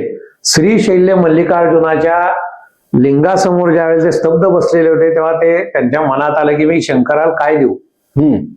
तर ते म्हणले की माझं मी शिरकमळ देतो. म्हणून त्यांनी खडगाला हात घातला ना, असं आपला ते शिरकमळ ते लोकांनी म्हणजे सहकार्य होते, त्यांनी हात धरला त्यांचा. महाराज असं करू नका, तुमच्या हातून अजून बरंच काही कार्य व्हायचे. बरोबर. ते थांबले तिथं. तो मल्लिकार्जुन कृष्णेकाठचा. बरोबर. आणि मल्लिकार्जुनाच्या शेजारी एक मोठं संग्रहालय आणि शिवाजी महाराजांचं मंदिर आहे, जे आपल्याकडे कुठं बघता येत नाही, ते आपण तिथं बघू शकतो. तर हे मंदिर आहे तिथं. तर हा सगळा इतिहास आपल्याला लक्षात घ्यायला हवा कृष्णेकाठचा. त्याच्या काठी अनेक सुबत्ता आहे, अनेक गॅसच्या आता विहिरी सापडलेल्या आहेत, अनेक खाणे आहेत वगैरे. ते त्याच्यावर आपण परत केव्हा तरी बोलू. तर साधारणपणे धार्मिक गोष्टी आणि त्याच्या बरोबरीने ह्या येतात, याही लक्षात घेऊ. जसं मी सांगितलं की संत म्हणजे रामदास स्वामींचा उल्लेख मगाशी येऊन गेलेला आहे, तसं कृष्णेच्या उपनद्या काठी जाल तर तुम्ही तर ज्ञानेश्वर संत तुकाराम हे त्यांच्या उपनद्यांच्या काठचेच आहेत. एकनाथ महाराज त्यांनी नरसोबावाडीचा ना औदुंबरचा घाट बांधलेला आहे. अहिल्याबाई होळकर त्यांनी महाबळेश्वरच्या अतिबळेश्वर बांधलेला आहे. पंचगंगा मंदिर जमखंडीचे जे संस्थानिक आहेत त्यांना उपरती झाली, त्यांनी त्याच्यावरती पत्रा घालून घेतलेला आहे. माहुलीला अनगळ म्हणून एक होते सावकार म्हणून आपण, अच्छा, त्यांना गुप्तधन सापडलं, तेव्हा कृष्णाबाईनं दृष्टांत दिला की माझं देऊळ बांध. पंचगंगा मंदिर अनगळांनी बांधलेलं आहे. या सगळ्या गोष्टी लिहिलेल्या आहेत. हा त्याच्यामध्ये उल्लेख येतो. पुढं ज्या वेळेला आपण येतो म्हणजे पेशवेकालीन याच्यामध्ये, त्यावेळेला रास्ते म्हणून वाईचे सगळे घाट आहेत, हे पेशवेकालीन आहे. तुम्ही सातारला जर आला तर माहुलीला बरेचदा पेशवे येत असतात शाहू महाराजांना भेटण्यासाठी. त्यामुळे माहुलीला अजून सुद्धा बुंदेल महाल म्हणून आहे, तो मस्तानीसाठी बांधलेला आहे. बर. त्याचा बुरुज दिसतो, बुरुजाचा अजून गवाक्ष दिसतं, त्याच्यात खिडकी दिसती, तिथं मस्तानी उभी राहायची आणि कृष्णा वेण्णा संगम आणि हे सगळं त्याचं सौंदर्य ती बघत असे. हा उल्लेख त्याच्यात येतो. त्याने अनेक घाट बांधलेले आहेत, देवळं बांधलेली आहेत. त्यामुळे ह्याच्या बरोबरीनं या सगळ्या गोष्टी येतात. मी मगाशी जसं सांगितलं तसं तुम्ही बाहुक्षेत्र बघा. बाहुक्षेत्र म्हणजे बहेबोरगाव. अच्छा. बहेबोरगाव हे कृष्णाबाईच्या पात्रामध्ये आहे. ज्या वेळेला प्रभू रामचंद्र म्हणजे राम सीता वगैरे सगळे अयोध्येला परत चालले होते, तेव्हा म्हणजे रामचंद्र प्रभूंना वाटलं की आपण इथं शंकराची पूजा करावी म्हणून ते तिथं आले. त्यांनी तिथं पूजा सुरू केली. कृष्णेला मोठा आनंद झाला आणि ती सहस्त्रधारांनी व्हायला लागली प्रभू रामचंद्रांना भेटायला. बर. तेव्हा मारुतीनं आपल्या बाहूनी तिला अडवून धरलं कृष्णेला, म्हणून बाहुक्षेत्र. आणि मग तिथं शंकराचं स्थान आहे बाहुक्षेत्र म्हणून. तिथं जो डोह आहे, आता ही दैवत रामदास स्वामींची, प्रत्यक्ष राम काय आणि मारुती काय. त्यामुळे तिथल्या डोहामध्ये ज्या वेळेला ते गेले तेव्हा त्यांना म्हणले की इथं कुठंतरी मारुतीचं स्थान आहे. आणि आपण ज्या वेळेला याचा भाग बघतो योगातला, त्याच्यात कुंभक म्हणून एक प्रकार येतो, म्हणजे श्वास थांबवणं. रामदास स्वामींचा मोठा अभ्यास होता कुंभकाचा. त्यांनी त्या डोहात उडी मारली आणि त्यांच्या लक्षात आलं इथं मारुतीची मूर्ती आहे. त्यांनी ती उचलून मारुतीची मोठी मूर्ती वर घेऊन आले. ते अर्थात ते स्वतः सुद्धा त्यांची ताकद मोठी होती. कल्याण स्वामी काय, रामदास स्वामी काय, 1200 नमस्कार घालणारी लोक होती आणि मोठा व्यायाम करणारी होती. त्यामुळं हा जो सगळा इतिहास आहे हा अलीकडचा आहे, हे लक्षात घेऊन. या सगळ्या पुराण कथा आहेत असं नाहीये. काही गोष्टी त्याच्यात आलेल्याही असतील, आपल्याला माहित नाही. आपण याच्याकडे लक्ष देऊ, आपली श्रद्धा कृष्णाबाईवर ठेवू आणि तिच्याबरोबरचा प्रवास चालू ठेवूया. अर्थात आतापर्यंत ज्यांनी नर्मदा माईची परिक्रमा केलेली आहे त्यांना कुठेतरी माहिती मिळालेली आहे, किंवा आधी ज्यांनी परिक्रमा केलेली आहे त्यांच्या अनुभवावरनं त्यांनी त्यांची परिक्रमा केलेली आहे. पण कृष्णामाईची परिक्रमा या संदर्भात फार काही माझ्या मते पुस्तकं किंवा केलेली लोक नसावीत. तर आपण कशा पद्धतीने माहिती घेऊन ती केली आणि ही करण्यासाठी साधारणतः कालावधी किती लागतो आणि याचं साधारणतः एक डिस्टन्स टेंटेटिव्हली किती आहे? कृष्णा नदी ही महाबळेश्वरनं सुरू होती, ती सुमारे 1500 किलोमीटर तिचा हा सगळा प्रवास आहे. तिथला म्हणजे महाराष्ट्र, तेलंगण अर्ध आणि मध्ये कर्नाटक येत अर्थात. महाराष्ट्रात बघितलं तर सातारा, सांगली, कोल्हापूर हे साधारण जिल्हे आहेत ज्याच्यावरून ती पुढे जाते. तर हा कृष्णाबाईचा प्रवास करणं याच्यासाठी मोठा अभ्यास लागतो, मनाची तयारी लागते, श्रद्धा लागते की मी हे करेन. त्याच्यामध्ये मला असं वाटतं की आपल्याला सगळ्या गोष्टींना बरेचदा वेळ मिळत नाही आपल्याला. दुसरं असं असतं की आपली देहयष्टी चांगली पाहिजे.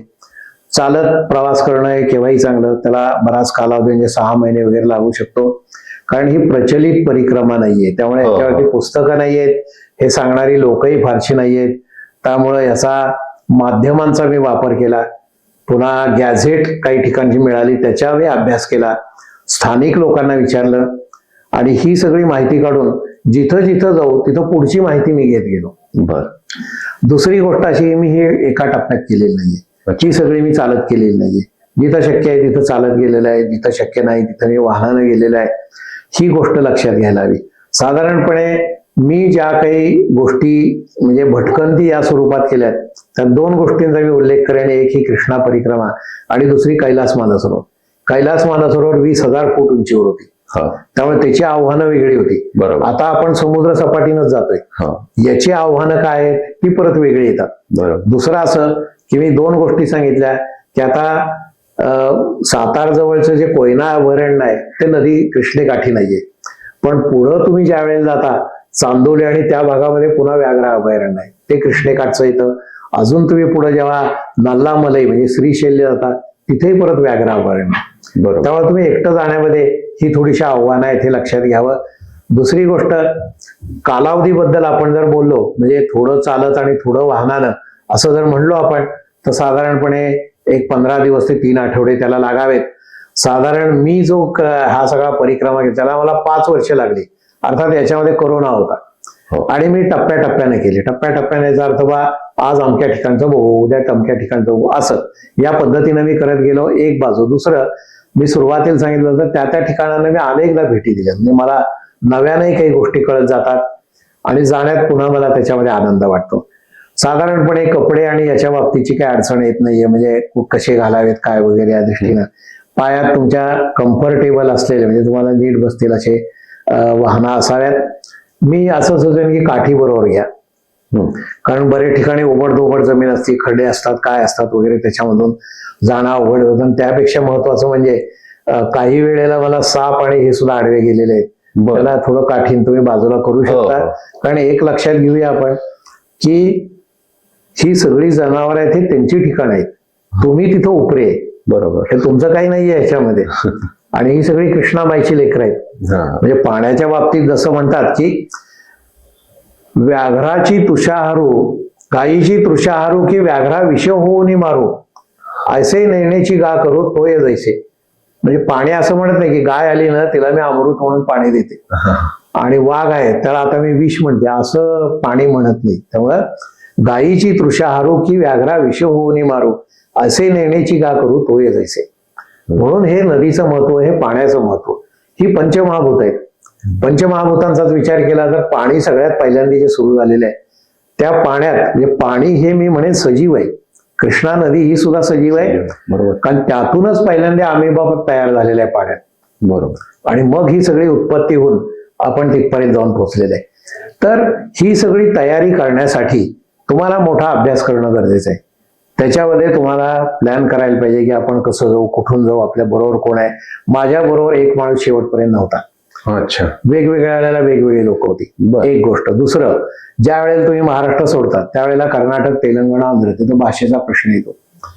त्यांना कळत नाही, तुम्हाला कळत नाही, त्यामुळे असा माणूस घ्यावा लागतो की ज्याला ह्या दोन्ही भाषा येतील आणि मग तुम्हाला लोकांची त्याच्याबद्दल संवाद साधता येईल की याच्या पुढचं गाव कुठलं, अलीकडचं कुठलं, रस्ता कुठला चांगला वगैरे.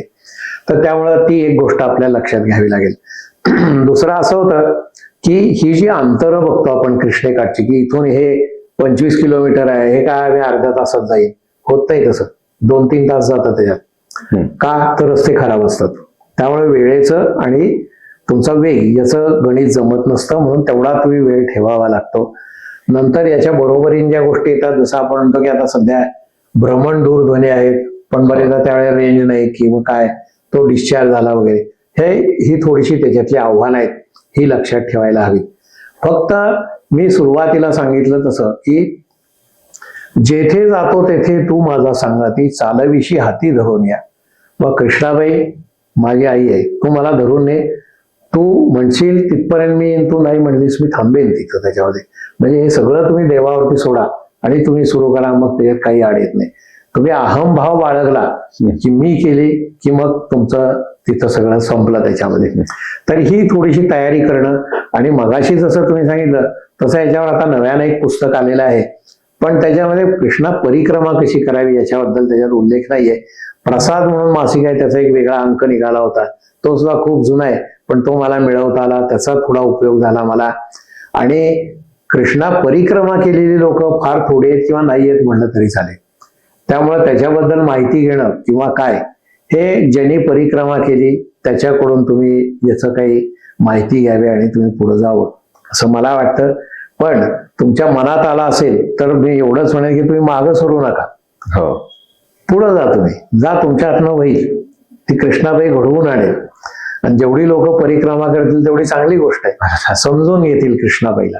इतिहासामध्ये काय उल्लेख आहे की या परिक्रमेसंदर्भात पहिले कोणी केली होती परिक्रमा? इतिहासामध्ये कृष्णदेवराय म्हणून जे आपले हिंदू विजयनगरचं जे साम्राज्य होतं, त्यांच्याकडं एक आपण कवी म्हणू आपण की त्यांनी कृष्णा महात्म्य त्यांना वाचून दाखवलं. बरं. भाट होता किंवा भट म्हणा, काय म्हणायचं असेल ते वाचून दाखवल्यानंतर त्यांना अतिशय आवडलं. त्याच्याने चल आपण कृष्णाची परिक्रमाच करूया. म्हणून तो जुना उल्लेख आहे, तो कृष्णा परिक्रमा कृष्णदेवरायाने केलेलीच आहे.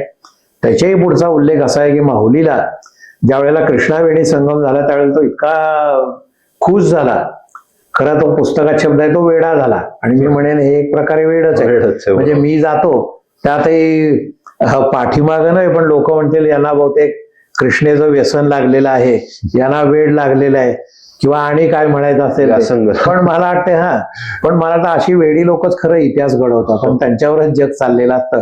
पण ही चांगलं वेड आहे असं म्हणा. पण तर कृष्णदेवरायानं त्या ठिकाणी मग सांगितलं की बा इथं ही सगळी जमीन, म्हणजे त्याचं ताम्रपट आहे, ही जमीन तुला मी दान देतो, तू इथं राहा आणि कृष्णेची इथं देऊळ बांध आणि किंवा काय आणि कृष्णाची पूजा कर असं सांगितलं.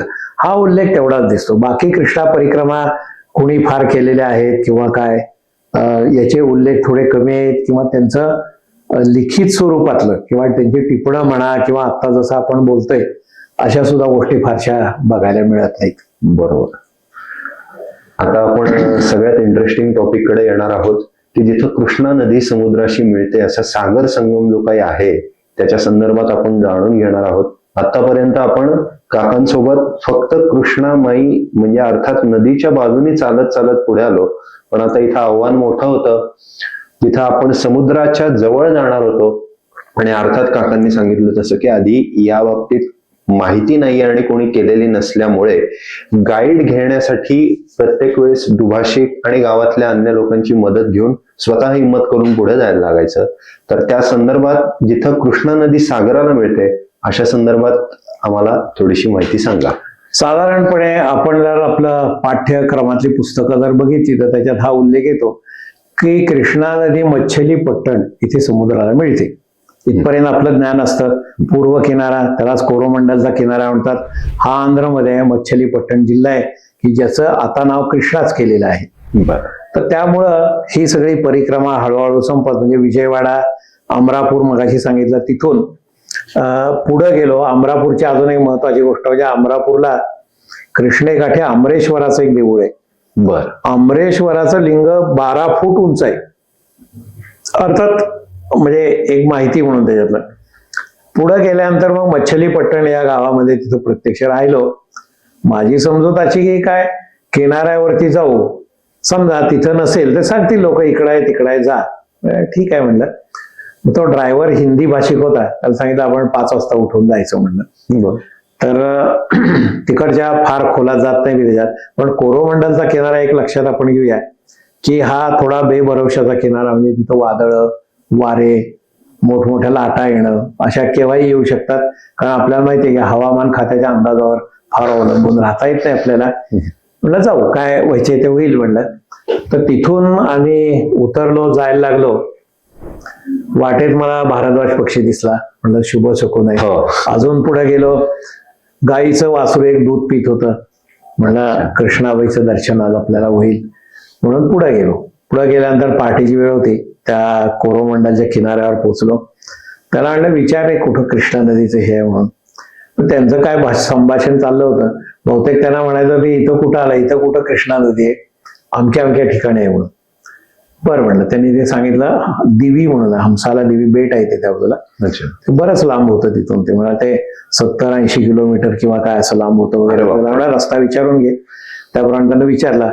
दुसरं असं की तिथं एकतर मार्गफलक नाहीत, मार्गदर्शक फलक नाहीये त्यातले, आणि असले तरी आपल्याला ती भाषा वाचता येत नाही. मग ते विचारत आम्ही तिथं पोचलो. साधारणपणे मला वाटतं 8-1 वाजायला आलेले असेल. तो म्हणला आपण पोचलो बरं का. बरं म्हणलं. तर म्हणलं कुठं आहे इथं समुद्र किनारा कुठे आहे. तो आहे का म्हणलं इकडं पुढं आहे. तर ते म्हणलं मग घे गाडी कुठलं जात आहे. ते तिथं गेट बंद होतं कारण ते वन खात्यात जातं. कृष्णेकाठी सुद्धा मोठं तिथं म्हणजे कृष्णा वर्ल्ड सँक्च्युरी म्हणून एक मोठा भागच आहे. जंगल आणि ते बघण्यासाठी एक वेगळा भाग आहे त्याच्यातला. तर सोडून देऊ आपण. तर त्यावेळेला हा वन खात्यात आम्ही देतो, ते 9 नंतर उघडतील. म्हणलं अरे आता 8 वाजलेत, 9 वाजेपर्यंत करायचं काय म्हणलं. तर ते तिथला एक जण म्हणला की मी तुम्हाला मोटरसायकलवर नेतो, म्हणजे शेजारी एक बारका माणूस जायला रस्ता ठेवलेला असतो, तुम्हाला नेऊन आणतो म्हणला मी तिथं. चल म्हणलं काय हरकत नाही. म्हणलं काय इथं नुसतं तासभर बसून काय करायचे. त्याच्याबरोबर गेलो. तो समुद्रावर घेऊन गेला. समुद्रावर घेऊन गेल्यावर म्हणलं त्या आपलं नेहमीप्रमाणे विचारलं कुठं आहे कृष्णा नदी. म्हणलं कृष्णा नदी इथं नाही, ती तिकडे आहे म्हणलं 10 किलोमीटरवर. बरं म्हणलं ठीक आहे. त्याला म्हणलं आता घे परत, कारण पुन्हा भाषेचा प्रश्न होताच. ते आपल्या खुणेनच त्यांना कृष्णा असं विचारलेलं होतं. मग परत आलो. परत त्या दुभाषा बरोबर बोललो. मग तो म्हणला की मग गावातले अजून 2-3 लोक तिथं आमच्या म्हणजे कोण लोक आली तर काय पाहिजे असं विचारायला आली. त्यातला एक जण पुढे आला. तो म्हणला मी तुम्हाला कृष्णा नदी दाखवतो, घेऊन जातो तिथं. तिथं असं झालेलं आहे की नजीकच्या काळामध्ये जवळजवळ 100 पेक्षा जास्त प्रवासी म्हणण्यापेक्षा तिथं भेट देणारी लोक ही मृत्यू पावलेली आहेत. कृष्णा जिथं समुद्राला मिळते त्या ठिकाणी त्यांचं जे काय म्हणूया आपण कृष्णा संगमच, म्हणजे कृष्णा सागर संगम असंच म्हणतात त्याला.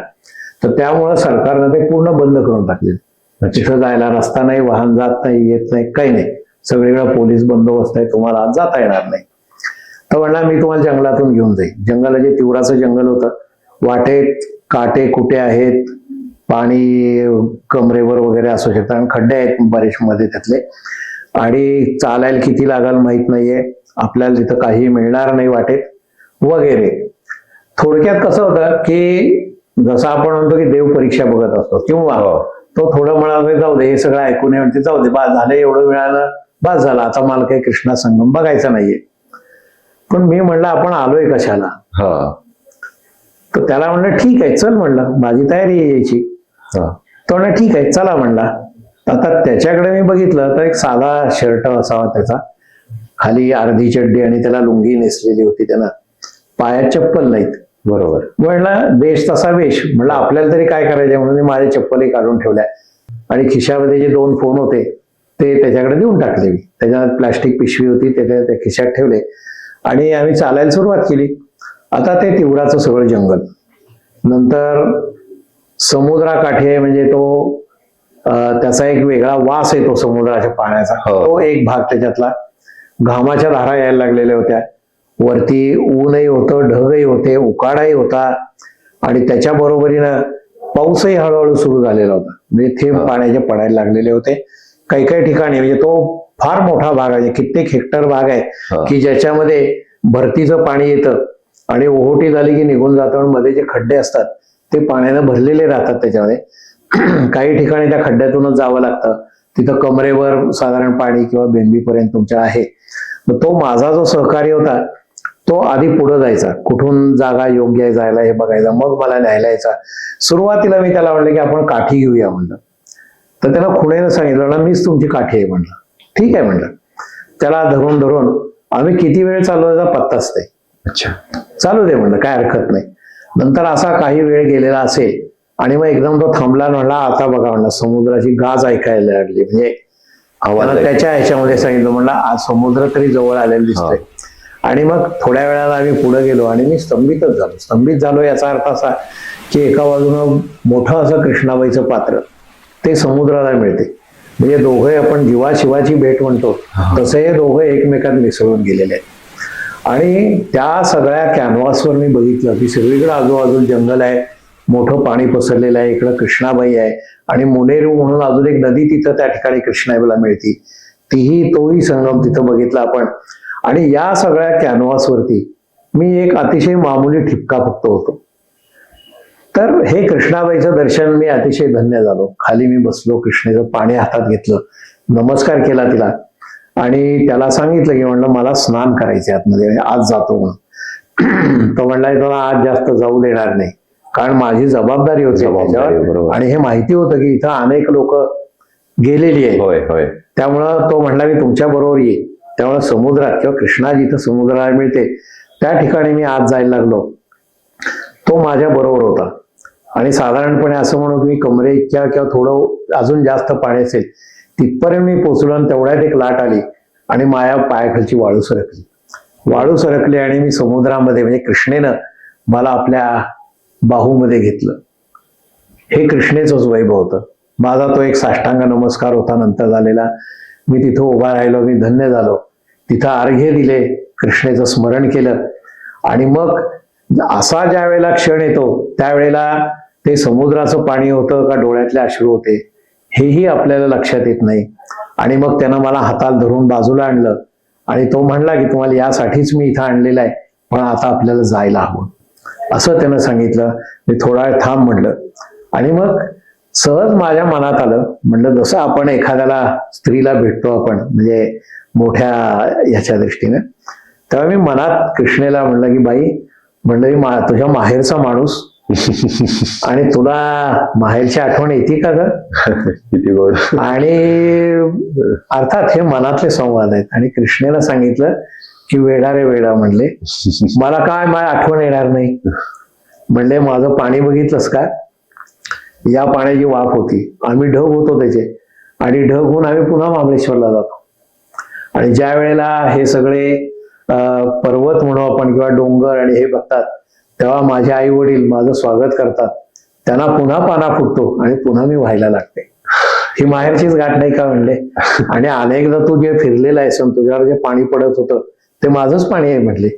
ज्या वेळेला तू कुठे फिरायला जातोस आणि पावसात दिसतो तेव्हा ती मीच असते, ती मीच कृष्णा. म्हणजे ही दिसते तीच तुझ्या आतमध्ये आहे, ती मीच कृष्णा आहे त्याच्यामध्ये. अशा तऱ्हेनं कृष्णेचं हे स्वरूप आणि तिचं दर्शन अप्रतिम होतं, अतिशय सुंदर होतं. आणि जसं आपण म्हणतो की सुख दुःखे समे कृत्वा लाभा लाभो जया जयो, म्हणजे तुम्हाला आनंद झाला का नाही सांगता येत. हा आनंदही नाही दुःखही नाही, त्याच्या पलीकडे आपण केव्हा तरी जाऊन पोचतो. असा एखादा क्षण तुमच्या आयुष्यात यावा, तो मिळावा आणि तो तुम्ही अनुभवावा.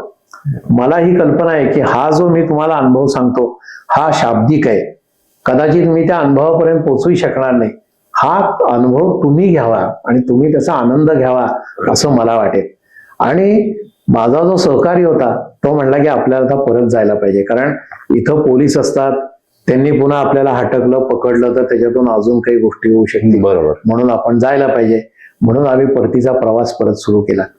त्यावेळेला मला एक गोष्ट लक्षात आली की आम्ही परत ज्या वेळेला जात होतो त्यावेळेला पावलाच्या खुणा एकच दिसत होत्या फक्त. आम्ही दोघं जण गेलेलो होतो. आता हे मान्य आहे मला की माझं वजन 100 किलो आहे, त्यामुळे त्या पाऊल खुणा त्याच्यात दिसत असतील. त्यामुळं वाळवंटातील पाऊल खुणा या नावाची एक गोष्ट आहे, ती केव्हा तरी तुम्ही वाचा, ऐका. त्याप्रमाणे मी आश्चर्य करत होतो की हा माझ्या बरोबर आहे, याची कुठंच पावलं दिसत नाही आणि माझी फक्त दिसतात. पण अर्थात तो त्यावेळेचा विषय होता. मग आम्ही परत आलो. परत येताना मात्र माझ्या चित्तवृत्ती प्रफुल्ल झालेल्या होत्या. गार वारा सुटलेला होता. पावरीचा सूर भिडला मजसी माझा विसर पडला, तो हा क्षण. जसा आपण म्हणतो की बासरीचे सूर ऐकू यावेत त्याप्रमाणे वारा व्हायला लागलेला होता. काटे कुठे मला जे येताना लागलेले होते दगड किंवा काय, अतिशय सुंदर असं फुलावरून चालत होत, काही त्याच्यामध्ये मला वाटत नव्हतं. आम्ही ज्या ठिकाणी माझे बाकीचे सहकारी होते त्या ठिकाणी येऊन पोहोचलो. आणि तो म्हणला मला आता जायला पाहिजे. तर म्हणलं अरे तुझं नाव सांग, म्हणजे इतक्या वेळात आता भाषेचा थोडा प्रश्न होता. तर त्यानं सांगितलं माझं नाव कृष्ण, माझं नाव गोपाळ कृष्ण. अरे म्हणलं कृष्णाबाईचं दर्शन, माझं नाव मुरलीधर, हा गोपाळ कृष्ण, आणि माझा जो चालक होता जो मला इकडे घेऊन आला होता त्याचं नाव मधुसूदन. अरे म्हणलं हे सगळं कृष्णमय झालेलं आहे. मी त्याच्या हातात हात घेतले, त्यानं नमस्कार केला. त्यानं नाही म्हणून सांगितलं. म्हणलं असं करू नका म्हणलं. म्हणजे त्यानं घेतलं आणि त्यानंही नमस्कार केला आणि तो निघून गेला. नंतर निघून गेला म्हणजे त्याच्या कामाला गेला असेल, काय असेल ते असेल. परंतु हा क्षण सुद्धा एक स्मृती कोरून ठेवलेला होता माझ्यावरती. त्याच ठिकाणी एक देऊळ आहे हंसाला देवी या ठिकाणी, आणि त्या देवळामध्ये मी गेलो. त्याचं नाव आहे वेणुगोपाळ. वेणुगोपाळ म्हणजे वेणू म्हणजे बासरी घेतलेला कृष्ण. जसं आपण मुरलीधर म्हणजे माझ्या नावाबद्दल बोलतो तोच तो. तिथं गेल्यावर मात्र आतमध्ये एक लहान दिवा फक्त होता, अंधार होता सगळा, कदाचित दिवे म्हणजे वीज नसावी. आणि बाहेरून दर्शन घेतलं आणि मग थोड्या वेळानंतर आपली नजर सरावते. ती नजर सरावली माझी आणि मी बघितलं तर तिथं तो वेणुगोपाळ गालातल्या गालात माझ्याकडे हसत होता. हे जे क्षण आहेत हे एक प्रकारे कोरून ठेवलेले होते. इदम न मम हीच माझी त्याच्यातली भावना होती. हे मी काय केलेलं आहे, त्यातलं काहीच केलेलं नाही. हे भगवंताने घडवून आणलेलं आहे. हे जे सगळं मी तुम्हाला सांगितलं, तर याच्याबद्दलही मी असं म्हणेन की आपुलिया बळे नाही मी बोलत, सखा भगवंत वाचा त्याची. साळुंकी मंजुळ गातसे गाणी, बोलविता धनी वेगळाची. मी जे काही सादर केलेलं आहे हे भगवंतानं माझ्याकडनं वधवून घेतलेलं आहे. ज्ञानेश्वरांनी जसं म्हणलेलं आहे, म्या पामरे काय बोलावी उत्तरे, परी त्या विश्वंभरे बोलविले. माझं काहीच नाही. इदम न मम. श्री कृष्णाबाई महाराज की जय. धन्यवाद. धन्यवाद काका. इतकी छान पद्धतीने तुम्ही माहिती दिली. अनेकांना याच्यातनं प्रेरणा मिळेल, करण्याची इच्छा होईल. आणि तुम्ही काकांचा जो काही युट्यूब चॅनल आहे त्याच्यामध्ये तुम्ही जाऊन बघू शकता. त्याच्यामध्ये यांनी संक्षिप्त स्वरूपामध्ये भाग करून माहिती दिलेली आहे. आणि प्रेरणा तुम्हाला जर का समजा मिळालीच तर काकांना संपर्क करून तुम्ही सुद्धा या कृष्णामयी परिक्रमेचा एक भाग व्हा. आणि हा जो काही परमानंद काकांनी घेतला की पुढे शब्दात सुद्धा याचं वर्णन करता येत नाही, त्याचा तुम्ही देखील अनुभव घ्या. जय कृष्णामाई. सर्वांना नमस्कार. कृष्णाबाई महाराज की जय. धन्यवाद. श्री रामदास स्वामींनी कृष्णाबाईच्या आरत्या रचलेल्या आहेत. त्याच्यातल्या एका आरतीने आपण या निवेदनाची सांगता करूया. सुखसरिते गुणभरिते दुरिते निवारी, निस्संगा भवगंगा चितगंगा तारी. श्रीकृष्णे अवतार जलवेशधारी, जलमय निर्मळ देहे साक्षात हारी. जय देवी जय देवी जय माय कृष्णे, आलो तुझ्या उदरा निरसी मम तृष्णे. जय देवी जय देवी. हरिहर सुंदर ओघ ऐक्यासी आले, प्रेमानंदे बोधे मिळणी मिळाले. ऐसी या संगमी मिसळून गेले, रामदास त्याची वंदी पाऊले. जय देवी जय देवी जय माय कृष्णे, आलो तुझ्या उदरा निरसी मम तृष्णे. जय देवी जय देवी. आता दुसरी आरती बघूया आपण. धन्य क्षेत्र पावन पुण्य भूमिका, कृष्णा वेण्णा कोयना आल्या भूलोका. सहज स्नान मात्रे प्रायश्चित्त देखा, अवघ्यापुरती आरती मोक्षदायका. जय देवी जय देवी जयत्री विणगंगे, क्षेत्र महिमा वाढे तुझ्या प्रसंगे. जय देवी जय देवी. महाबळेश्वराहुनी झाला उगम, क्षेत्र माहुली उभय संगम. लीला वर्णिता होय निगम, जिकडे जाय तिकडे पापची भस्म. जय देवी जय देवी जयत्री विणगंगे, क्षेत्र महिमा वाढे तुझ्या प्रसंगे. जय देवी जय देवी.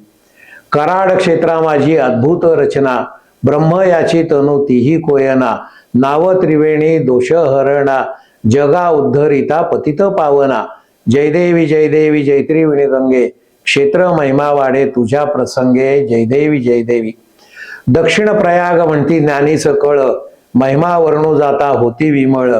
कोणा कळेना स्नानाचे बळ, तेथून ऐक्य झाले मूर्ती विकळ.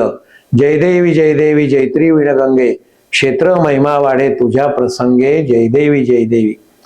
द्वादश वर्षा अंते भेटे भागीरथी, साक्षात करुणी येती महाबळेश्वर तीर्थी, विशेष कन्यागती विस्तारे कीर्ती, स्मरण मात्र होय दोष निवृत्ती. जयदेवी जयदेवी जैत्री विणगंगे, क्षेत्र महिमा वाढे तुझ्या प्रसंगे. जयदेवी जयदेवी. जाऊनी मिळाल्या पूर्ण सागरी, क्षेत्रे पावन करती धन्य ते थोरी. सत्य त्रिगुणात्मक जडरूपधारी, नारायणाची ही वदली वैखरी. जयदेवी जयदेवी जैत्री विणगंगे, क्षेत्र महिमा वाढे तुझ्या प्रसंगे. जयदेवी जयदेवी. कृष्णाबाई महाराज की जय.